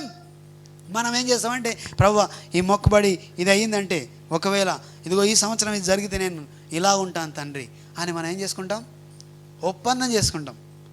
దానికి స్తోత్రం, హల్లెలూయా. మొక్కుబడి చేసుకుంటాం కానీ మనం మర్చిపోతాం. దానికి స్తోత్రం, హల్లెలూయా. దేవుడు మర్చిపోడు, అయినా సరే ఆయన నిన్ను ప్రేమిస్తాడు. అయితే హన్న ఆ యొక్క మొక్కుబడి ప్రకారం తన కుమారుణ్ణి తీసుకొచ్చి ప్రతిష్ఠిస్తున్నది. చూడండి, ఇదిగో కుటుంబంలో ఎలా ఉండాలంటే ఆ యజమానురాలు ప్రార్థన జీవితం జీవించేదిగా ఉండాలి. హల్లెలూయా. ప్రార్థించి మోకరించి ప్రార్థించేదిగా ఉండాలి. తర్వాత కుటుంబంలో ఏం జరగాలంటే ఆరాధన జరగాలి. ఏం జరగాలమ్మా? ఆరాధన జరగాలి. దానికి స్తోత్రం, హల్లెలూయా. నీ పూర్ణ ఆత్మతో, నీ పూర్ణ శక్తితో, నీ పూర్ణ బలముతో ఏం చేయాలంట? దేవుణ్ణి ప్రేమించాలి, ఆరాధన చేయాలి. దానికి స్తోత్రం, హల్లెలూయా. నీవు దేవుణ్ణి ఆరాధిస్తున్నప్పుడు చూడండి, నీవు చెప్పనక్కర్లేదు.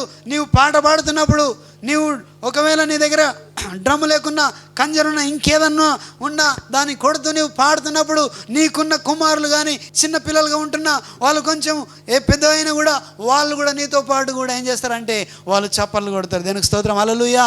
వాళ్ళు కూడా నీవు హల్లెలూయా అంటే హల్లెలూయా అంటారు. రెండు చేతులు పైకెత్తి ఆరాధన చేస్తే వాళ్ళు కూడా ఆరాధన చేస్తారు. అప్పుడు ఏం జరుగుతుందంటే నీ ఇంట్లో ఏం జరుగుతుంది? పరలోక సన్నిధి. చప్పలు దేవుని నామమును మహిమపరుద్దాం. దానికి స్తోత్రం, హల్లెలూయా, హల్లెలూయా. నీవు ఆరాధిస్తున్నప్పుడు నీ ఇంట్లో ఆయన సన్నిధి చేత నింపబడి ఉంటుంది. అప్పుడు నీవు కుమారులను నీవేం చేస్తున్నావు అంటే బండ మీద వారిని కడుతూ వస్తున్నావు. దానికి స్తోత్రం, హల్లెలూయా. నీవు బండ మీద నీవు కడుతూ వస్తున్నావు. వాడు ఏమవుతున్నాడంటే బిల్డప్ అవుతున్నప్పుడు, ఆయన కట్టబడుతున్నప్పుడు ఆయన బలపరచబడుతుంటాడు, ఆయన మాట వింటాడు. వాక్యాన్ని మాట్లాడుతున్నప్పుడు, వాక్యం చదువుతున్నప్పుడు, ఆరాధన చేస్తున్నప్పుడు పాట నేర్చుకుంటుంటాడు. ఆ పాటలు కూడా ఆయన ఏం చేస్తాడు? దానికి స్తోత్రం, హల్లెలూయా. చిన్న పిల్లవాళ్ళు కూడా ఈ మధ్యలో యేసయ్యా యేసయ్యా అని పాట పాడుతున్నారు. దానికి స్తోత్రం, హల్లెలూయా. ఆరాధన చేస్తారు. చూడండి, చంటి పిల్లల యొక్కయు బాలుర యొక్కయు. దానికి స్తోత్రం, హల్లెలూయా.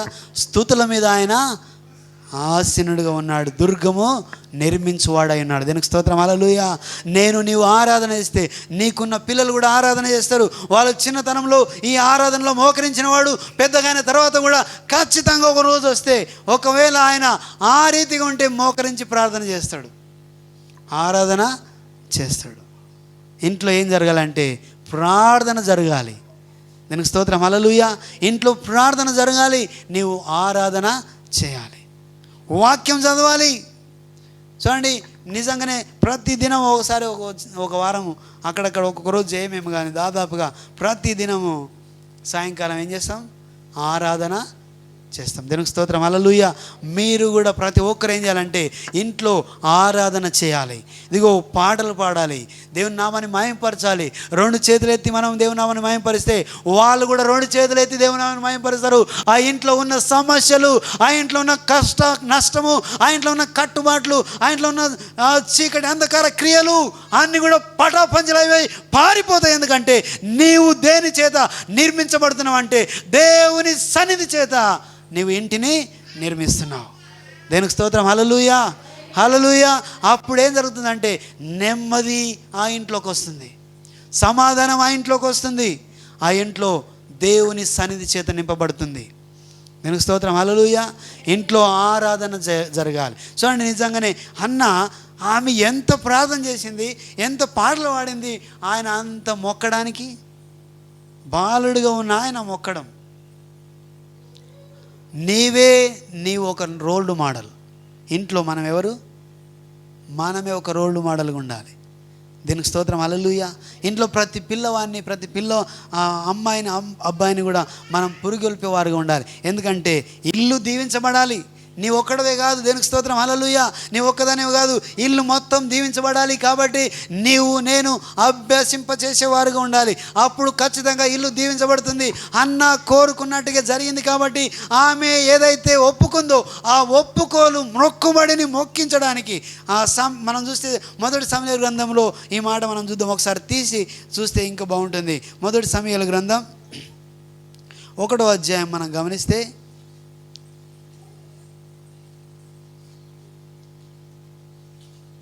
28వ వచనం.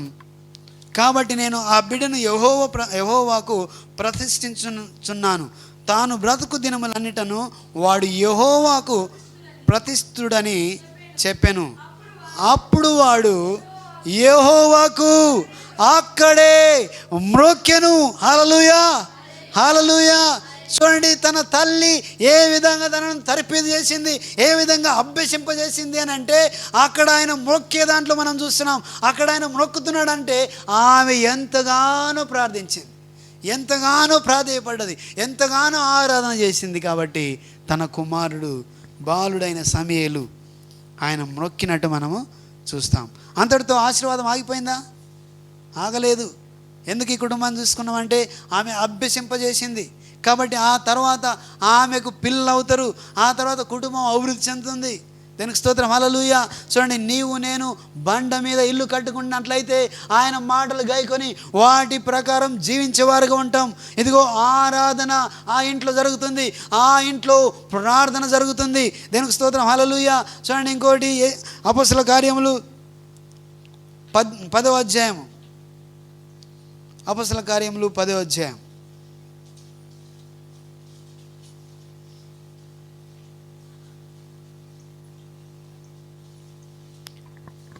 దీనికి స్తోత్రం, హల్లెలూయా. 3వ వచనం. పగలు ఇంచుమించు 3 గంటల వేళ దేవుని దూత ఆయన ఎదుకు వచ్చి కొర్నేలి అని పిలుచుట దర్శనం తేటగా అతనికి కనబడెను. అతడు చూసి భయపడి అడిగాను.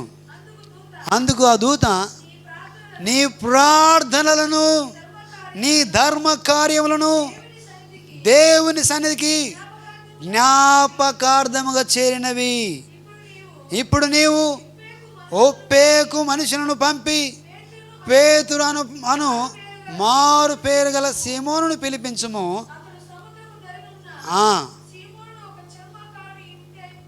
దిగి ఉన్నాడని అతనితో చెప్పాను.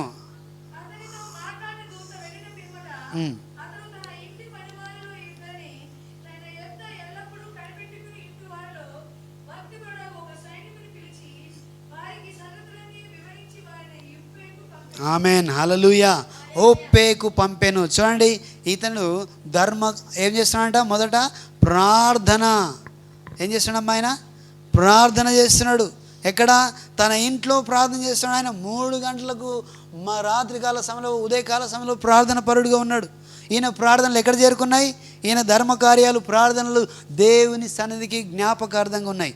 అప్పుడు ఏం చేశానంటే, ఈ ఇంటికి రక్షణ అవసరం కాబట్టి అక్కడ దేవుని యొక్క దూత వచ్చి నీవు ఒప్పేకు పంపించు, పేతురు అనే వచ్చి ఆయన నీకు రక్షణ సువార్త బోధిస్తాడు. హల్లెలూయా అని చెప్పి అక్కడ పంపించిన తర్వాత, ఆయన అలాగే పంపించిన తర్వాత ఆ వ్యక్తి వచ్చి ఆయనకు బోధించడానికి వచ్చినప్పుడు వాళ్ళు ఏం చేస్తారంటే, ఆయన ఒక్కడే కాదు, వాళ్ళందరూ కూడా చూడండి, ఇంటి వారు ఒకరే కాదు, తర్వాత ఆ ఇంట్లో ఉన్న వాళ్ళు, తన స్నేహితులు, బంధువులు అందరిని కూడా పిలిపించుకుంటాడు ఆయన. హల్లెలూయా, హల్లెలూయా. అందరిని పిలిపించుకొని దేవుని సన్నిధి కొరకు, ఆయన రాక కొరకు కనిపెడుతుంటాడు. హల్లెలూయా. చూడండి 24వ వచనంలో, మర్నాడు వారు కైసరయ్యలో ప్రవేశించి అప్పుడు కొర్నేలి తన బంధువులను ముఖ్య స్నేహితులను పిలిపించి వారి కొరకు కనిపెట్టుకొని ఉండెను. హల్లెలూయా. 24వ వచనంలో మనం చూస్తాం, వారి కొరకు కనిపెట్టుకొని ఉన్నాడు. దానికి స్తోత్రం. హల్లెలూయా. పేతురు లోపలికి రాగానే కొర్నేలి అతన్ని ఎదుర్కొని అతని పాదాల మీద పడి నమస్కారం చేశాను. అందుకు పేతురు, నీవు లేచి నిల్లుచుము, నేను కూడా నరుడనే అని చెప్పి అతన్ని లేవనెత్తి అతనితో మాట్లాడుచు లోపలికి వచ్చి అనేకులు కూడి ఉంట చూశాను. దానికి స్తోత్రం. హల్లెలూయా. అనేకులు కూడి ఉన్నారు. ఇదిగో ఇంటివారు స్నేహితులు అందరినీ రప్పించుకున్నాడు. ఎందుకంటే ఆయన ద్వారా చూడండి, ఇంటి యజమానుడి గురించి మాట్లాడుతున్నాం. ఇంటి యజమానుడు ప్రార్థన జీవితం కలిగి ఉంటే, ఇంటి యజమానురాలు ప్రార్థన జీవితం కలిగి ఉంటే, ఇదిగో హన్న ప్రార్థన జీవితం కలిగి ఉంది కాబట్టి ఆ ఇంట్లో ఆ కుమారుడు నేర్పించిన విధానం మనం చూస్తే ఆయన మ్రొక్కినట్లు మనం చూస్తున్నాం. ఇదిగో ఈ రోజుల్లో చూస్తే పిల్లల గురించి మనం మాట్లాడితే వాళ్ళు పెద్దగా అయిన తర్వాత కొన్ని రోజుల తర్వాత అయ్యో వారు తప్పిపోతున్నారు, వాళ్ళు మాట వినడం లేదు, వాని ఇష్టానుసారంగా జీవిస్తున్నాడు, వాడు అక్కడ వెళ్తున్నాడు ఇక్కడ వెళ్తున్నాడు, మా మాట వినట్లేదని అనేవాళ్ళు చాలామంది ఉన్నారు. హల్లెలూయా. ఉన్నారమ్మా? ఉన్నారు. దేనికి స్తోత్రం. హల్లెలూయా. ఒకవేళ దేవుని సన్నిధిలో వాళ్ళు ఎదిగించబడి ఆ మాట ప్రకారం విన్న వాళ్ళు అయితే వాళ్ళు దేవుని సన్నిధిలో ఉంటారు. ఇక్కడే వాళ్ళు ఆరాధన చేస్తారు, ఇక్కడే వాళ్ళు దేవుని స్తుతిస్తారు. ఎందుకంటే వాళ్ళు బండ మీద కట్టబడిన ఇంట్లో వాళ్ళు ఉన్నారు. దేనికి స్తోత్రం. హల్లెలూయా. ఒకవేళ వాళ్ళు బండ మీద ఇల్లు కట్టబడిన ఇంట్లో లేకపోతే వాళ్ళు వాన వచ్చింది, వరద వచ్చింది, వాళ్ళు కొట్టుకుపోయారు, వాళ్ళ తల్లిదండ్రులు కూడా పడిపోయారు, పిల్లలు కూడా పడిపోయారు, వాళ్ళు కూడా లోకానుసారంగా రకరకాల వ్యసనాలతో బానిసలు అయిపోతారు. వాళ్ళ ఇష్టానుసారమైన జీవితం జీవిస్తారు. వాళ్ళ తల్లిదండ్రులు మాట్లాడుతున్నప్పుడు నీవేం చెప్తావు, నాకు లే అన్నట్టుగా ఉంటారు. నాకేం చెప్తావు, నాకు తెలుసులే అన్నట్టుగా ఉంటారు. తర్వాత వాళ్ళు పెద్దగా అయిపోయారు, ఇప్పుడు నీ మాట వినరు. ఎందుకంటే ఎక్కడ లేవు, నువ్వు బండ మీద నువ్వు పునాది నిర్మించుకోలేవు కాబట్టి, నీవు బండ మీద ఇల్లు కట్టుకోలేవు కాబట్టి, ఆ ఇంట్లో ఉన్న నీవు దేవుని వాక్యానుసారంగా నడవలేవు కాబట్టి నీవు మార్గాన్ని చూపించలేవు. నీ పిల్లలు కూడా దారి తప్పిపోయే అవకాశము, ప్రమాదం ఉంది. ఈ రోజులో చాలామంది యవనస్తులు, ఆ యవనస్తురాళ్ళు ఎలాగున్నారంటే వాళ్ళు తల్లిదండ్రుల మీద అజమాయి చేస్తున్నారు. వాళ్ళు చెప్పినట్లు వాళ్ళ తల్లిదండ్రులు వినాలి. హల్లెలూయా. వాళ్ళు ఎదురు తిరిగితే వాళ్ళ మమ్మీ డాడీల మీద కూడా వాళ్ళు ఏం చేస్తారంటే చేయి చేసుకునే దాకా వెళ్ళిపోయే వాళ్ళు కూడా ఉన్నారు. దానికి స్తోత్రం. హల్లెలూయా. నీవు నాకేం చెప్తావు, నేను చదువుకున్నా, నీవు చదువులేదు అనేవాళ్ళు కూడా ఉన్నారు. హల్లెలూయా. అలాగ తిరగబడి నాకే జ్ఞానం ఉంది, లోక జ్ఞానం నీకు లేదన్నట్టుగా మాట్లాడే వాళ్ళు కూడా ఉన్నారు. వాళ్ళెవరు? బండ మీద ఇల్లు కట్టబడని వారుగా ఉన్న మనుషులు, తప్పిపోయి పడిపోయిన వాళ్ళు. దేవునికి స్తోత్రం. హల్లెలూయా. నీవు బండ మీద ఇల్లు కట్టుకొని దేవుని వాక్యాన్ని ధ్యానిస్తూ దీవారాత్రము కూర్చున్నప్పుడు, పడుకున్నప్పుడు, నడుస్తున్నప్పుడు నీవు వాక్యాన్ని ధ్యానిస్తూ శక్తితో ఆరాధన చేస్తూ, శక్తితో నువ్వు బలముతో దేవుని సన్నిధిలో మోకరించి ప్రార్థన చేస్తూ పూర్ణ మనసుతో నువ్వు ఆరాధన చేస్తే అప్పుడు ఏం జరుగుతుందంటే ఇంట్లో సమాధానం వస్తుంది. ఇదిగో పిల్లవాడు నేర్చుకుంటాడు, ఆయన మ్రొక్కేవాడుగా ఉంటాడు, ఆయన ఆరాధికుడుగా మారిపోతాడు. దేవునికి స్తోత్రం. హల్లెలూయా. ఆయన దేవుణ్ణి మహింపరుస్తాడు. అలాగే 10 మందికి ఒక ఆదర్శవంతుడిగా ఉండిపోతాడు. దీనికి స్తోత్రం. హల్లెలూయా. చూడండి, మన ఇంట్లో ఏం జరగాలి? ప్రార్థన జరగాలి, ఆరాధన జరగాలి. ఇదిగో ఆయన వచ్చిన తర్వాత ఈ ఒక్కడిగే ఉండలేడు. ఆయన ఏం చేశాడంటే ఇంటి వారిని కూర్చొని పెట్టుకున్నాడు. తర్వాత ముఖ్యమైన స్నేహితులను, ఎవరినమ్మా? ముఖ్యమైన స్నేహితులను. మనం కొన్నిసార్లు రేపు ప్రార్థన జరుగుతుందా, ఇంపార్టెంట్ ప్రార్థన వచ్చే వారం, నెక్స్ట్ వీక్ మనం ఏం చేయాలమ్మా? మీ ఫ్రెండ్స్ను, మంచి వాళ్ళను, మీ దగ్గర ఉన్న వాళ్ళందరినీ తీసుకురానంటే అందరు తీసుకొచ్చాను కదా మీరు, వెరీ గుడ్. దానికి స్తోత్రం. హల్లెలూయా. తీసుకొస్తే మంచిది. ఇంకా తీసుకురాలేకపోతే వాళ్ళకు ఒక అవకాశం. ఎందుకంటే కొర్నేలి ఎలాగున్నాడంటే తను ఒక్కడే కాదు, తన ముఖ్యమైన స్నేహితులను వారిని కూడా పిలిపించుకున్నాడు. దేవునికి స్తోత్రం. హల్లెలూయా. వారితో పాటు దేవుని వాక్యం వింటున్నారు. అంతా చదువుకుంటూ పోతే అప్పటికప్పుడే వాళ్ళందరూ కూడా మార్పు చెంది వెంటనే వాళ్ళు కూడా దేవుని వెంబడిస్తూ వాళ్ళందరూ ఉన్న వాళ్ళందరూ కూడా దేవుని ఒప్పుకొని వాళ్ళు కూడా దేవుని సన్నిధిలోకి నడిపించబడ్డారు. దేవునికి స్తోత్రం. హల్లెలూయా. ఎందుకంటే కొర్నేలి ప్రార్థన జీవితం దేవుని సన్నిధికి చేరింది. ఇదిగో హన్న ప్రార్థన జీవితం దేవుని సన్నిధిలో ఉన్నది. ఆ తర్వాత తన కుమారుడు ఆమెను వెంబడించాడు. ఇదిగో నా ప్రార్థన. అందుకే ఇజ్రాయేలు వినుము, నీ పిల్లలకు, నీ పిల్లల పిల్లలకు, నీ కుమారులకు నువ్వేం చేయాలంటే ఇదిగో వాక్యాన్ని అభ్యసింపచేయి, నా ఆజ్ఞలు అభ్యసింపచేయి, వారిని నేర్పించు. వారు కూర్చున్నప్పుడు, నిల్చున్నప్పుడు, పడుకున్నప్పుడు, త్రోవన నడుస్తున్నప్పుడు వాటిని నీవేం చేయాలి? అభ్యసింపచేయి. అప్పుడు నీకు మేలు కలుగుతుంది. నీవు వెళ్తున్న ప్రాంతంలో నీవు అభివృద్ధి చెందుతావు. దీనికి స్తోత్రం, హల్లెలూయా.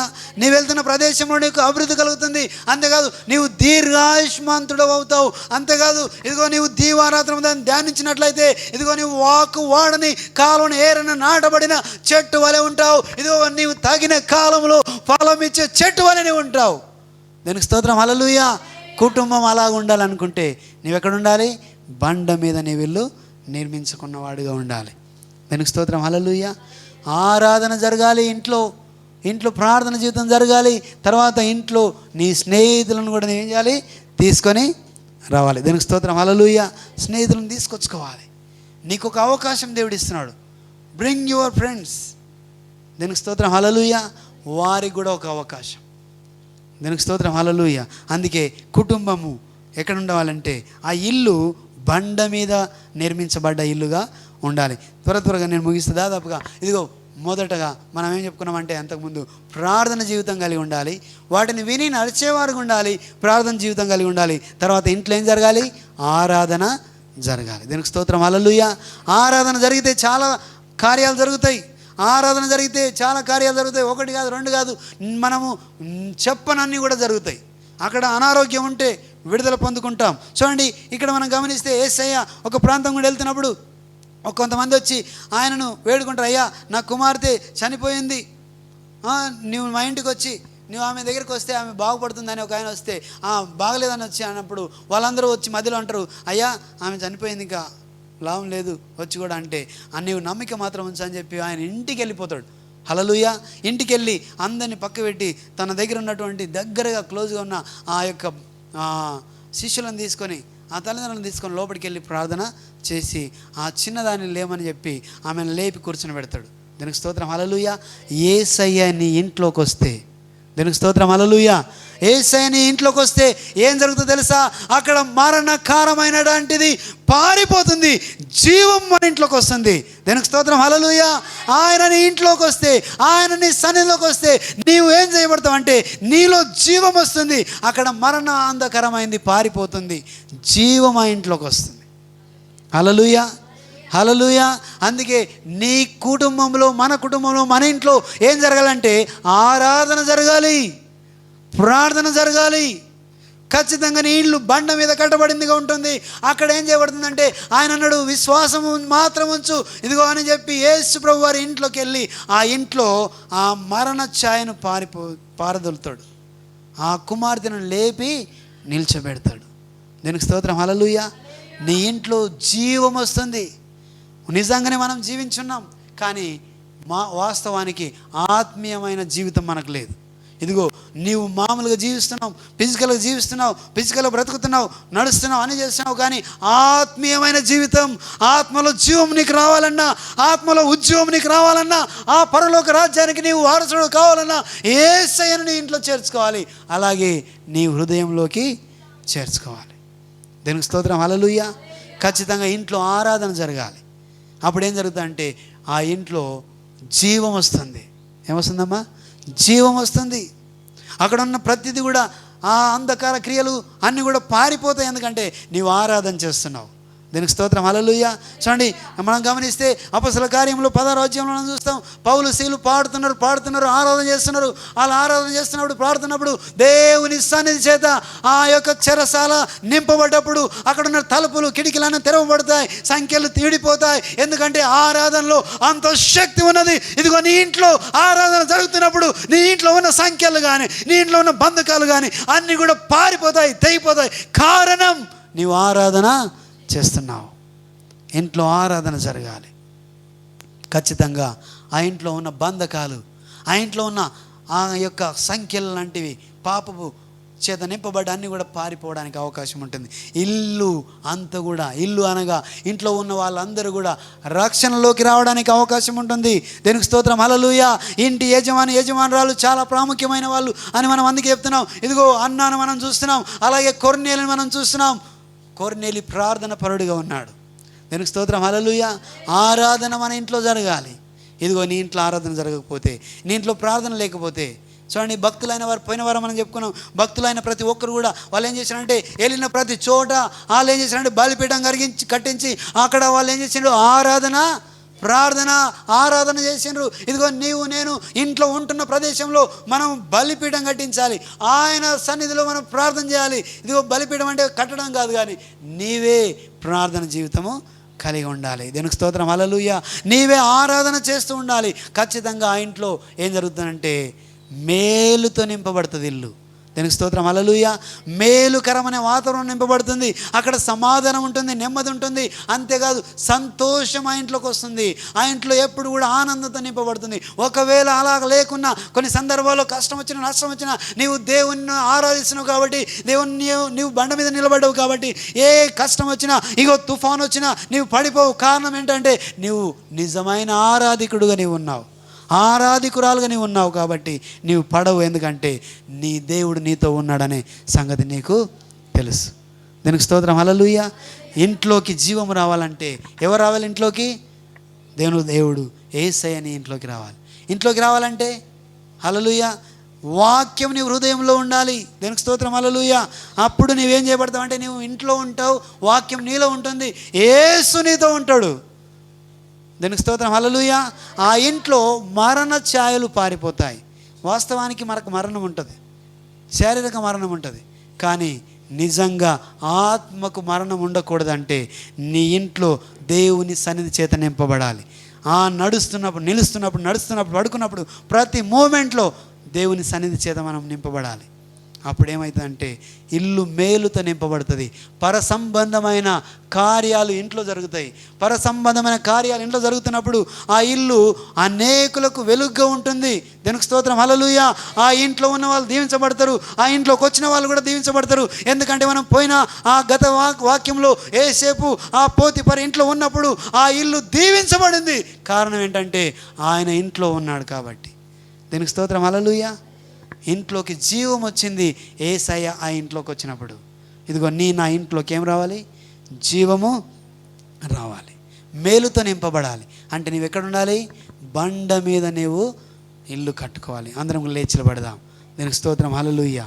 పరిశుద్ధాత్మ దేవానికి వందనాలు. ఇంట్లో ప్రార్థన జరగాలి, ఇంట్లో ఆరాధన జరగాలనే విషయాలను మనం చూస్తున్నాం. ఇంట్లో ఆరాధన జరగాలి, ఇంట్లో ప్రార్థన జరగాలి, ఇంట్లో యేసయ్యను ఇంట్లోకి మనం ఆహ్వానించాలి, నీ హృదయంలోకి ఆహ్వానించాలి. నీవు ఆరాధన చేస్తున్నంటే నీవు యేసయ్యను ఇంట్లోకి ఆహ్వానించినట్టే, నీవు ప్రార్థన చేస్తున్నంటే యేసయ్యను నీవు ఇంట్లోకి ఆహ్వానించినట్టే. ఇదిగో ఈ నా మాటలు విని వాడి ప్రకారం చేయవాడు ఇదిగో బండ మీద తన ఇల్లు నిర్మించుకున్నవాడుగా ఉంటాడు. ఓ హల్లెలూయా. ఇదిగో నీవెక్కడ నిర్మించుకున్నావు? ఇదిగో ఇజ్రాయేలు వినుము, ఇదిగో నీ పిల్లలకు నీవు కట్టడలు నేర్పించు. ఇదిగో నీవు వాటిని ఏం చేయాలంటే నీ చేతికి కట్టుకో, ఇదిగో నీ గోడల మీద రాపించుకో, నీ హృదయంలో వాటిని ఉంచుకో. ఎందుకంటే నీవు అభ్యసింపచేయి, వాటి ప్రకారం నువ్వు చేస్తే నీవు మేలు పొందుకుంటావు, నీవు దీవించబడతావు. నీవు ఆకు వాడక తన కాలమందు ఫలమిచ్చు చెట్టు వలె ఉంటావు. నీవు చేయనదంతయు సఫలమవుతుంది. There is a victory. Hallelujah. నీవు చేస్తున్న ప్రతి పనిలో నీవు సక్సెస్ సాధిస్తావు.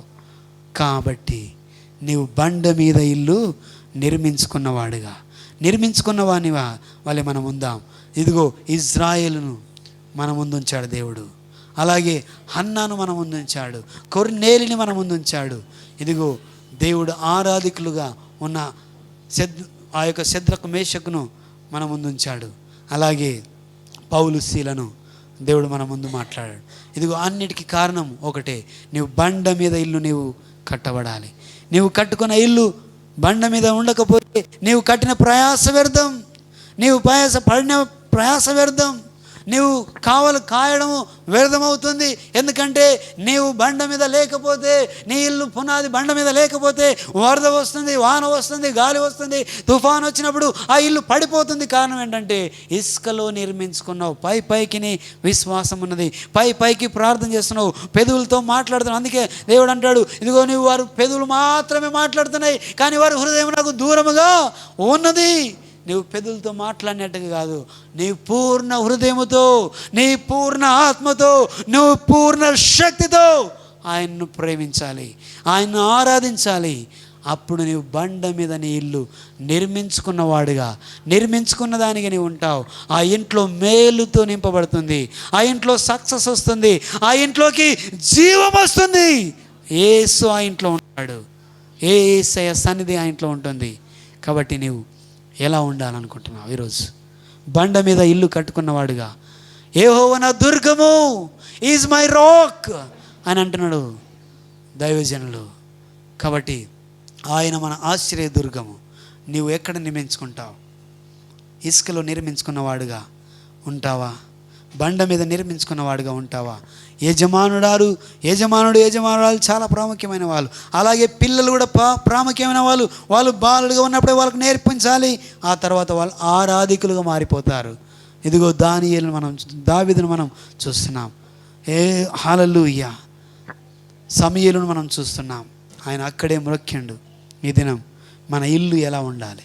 ప్రార్థన ఇల్లుగా ఉండాలి, ఆరాధన చేసే ఇల్లుగా ఉండాలి. ఆ మాటలు విని దాని ప్రకారం చేసే ఆ ఇల్లుగా మనం కట్టబడితే ఖచ్చితంగా దేవుని చేత దీవెనలు మనం పొందుకుంటాం.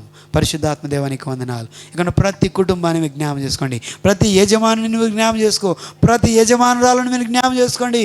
ఇదిగో నా ప్రభువా, ఎవరి రక్షణ ఎవరికి ఆపాదించబడదు. ఇదిగో ఎవరు పొందుకున్న రక్షణ వారికి వస్తుంది. తండ్రి, ఈ కుటుంబంలో ప్రతి బిడ్డ రక్షణలోకి రావాలి ప్రభా.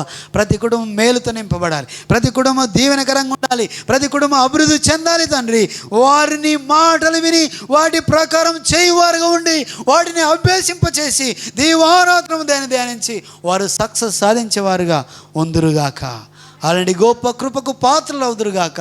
అయా నీ కార్యం ప్రభువా మా కుటుంబాల్లో జరుగునుగాక, మా ఇంట్లో జరుగునుగాక, మా ఇండ్లలో జరుగునుగాక, మా కుటుంబాల్లో జరుగునుగాక. ప్రతి యజమాని హృదయం మార్చబడునుగాక. ప్రతి యజమానురాలు ప్రార్థన పరుడుగా ఉందురుగాక. ఆరాధన చేసే కుటుంబంగా మారిపోవునుగాక. ఇదిగో నేను నా ఇంటి వారందరూ యెహోవాను సేవిస్తున్నామని యెహోషువ మాట్లాడుతున్నాడు. యెహోవాను మేము సేవిస్తున్నాం, నేను నా ఇంటి వారందరం యెహోవాను సేవిస్తున్నాం. ఇదిగో మనమంతా కూడా దేవుని సేవించేవారుగా మనం ఉండాలని, ఆరాధన చేసే కుటుంబంగా ఉండాలని, ఇంట్లో ఆరాధన జరగాలి, ఇంట్లో ప్రార్థన జరగాలి. ఆ కుటుంబం ఇతరులకు వెలుగుగా ఉంటుంది. దేవునికి స్తోత్రం. కొర్నేలు ప్రార్థన తన స్నేహితులను వాక్యం వినడానికి, తన బంధువులు వాక్యం వినడానికి ఎంతోమంది వచ్చి కూర్చున్నారు. ఇదిగో నీ ప్రార్థన, నీ ఆరాధన, నీ వాక్యానుసరమైన జీవితము ఎంతమందిని ప్రభావితం చేయాలో ఒకసారి ఆలోచన చేయి. నీ ద్వారా ఇదిగో కొర్నేలు ఎలాగైతే ఆ యొక్క ఆశీర్వాదం అనేకులకు పొందినట్టుగా, నీ ద్వారా అనేకులకు ఆశీర్వాదం వచ్చినట్టుగా, నీ ఇంట్లో జీవం వచ్చినట్టుగా, మరణ ఛాయలు పారిపోవునట్టుగా ఆత్మీయ జీవము, పరసంబంధమైన జీవము మన ఇంట్లో రావాలంటే దేవుని వాక్యానుసారంగా జీవిస్తూ బండ మీద ఇల్లు కట్టుకున్నవాడుగా మనము బుద్ధిమంతుని పోలి నడుచుకునేవారుగా ఉండాలని దేవుని వాక్యం సెలవిస్తుంది. ఒకసారి దేవునితో మీరు మాట్లాడాలి. పరిశుద్ధాత్మ దేవ, వ్యక్తిగతంగా ఎవరికి వారు మాట్లాడాల్సిందిగా మనం చేస్తున్నాను. యేసయ్యా, అన్ని ప్రయత్నాలు చేస్తాం కానీ ఇదిగో నాయన వాక్యానుసారమైన జీవితం నేను జీవించకపోతే వ్యర్థం ప్రభువా. అయ్యా నీ నామానికి మహిమ. పరిశుద్ధాత్మ దేవానికి స్తోత్రం. హల్లెలూయా, హల్లెలూయా. యేసయ్యానికి వందనాలు తండ్రి. ప్రతి ఒక్కరిని ప్రభువా మీరు దర్శించండి, నీ నామానికి మహిమ తెచ్చుకోండి.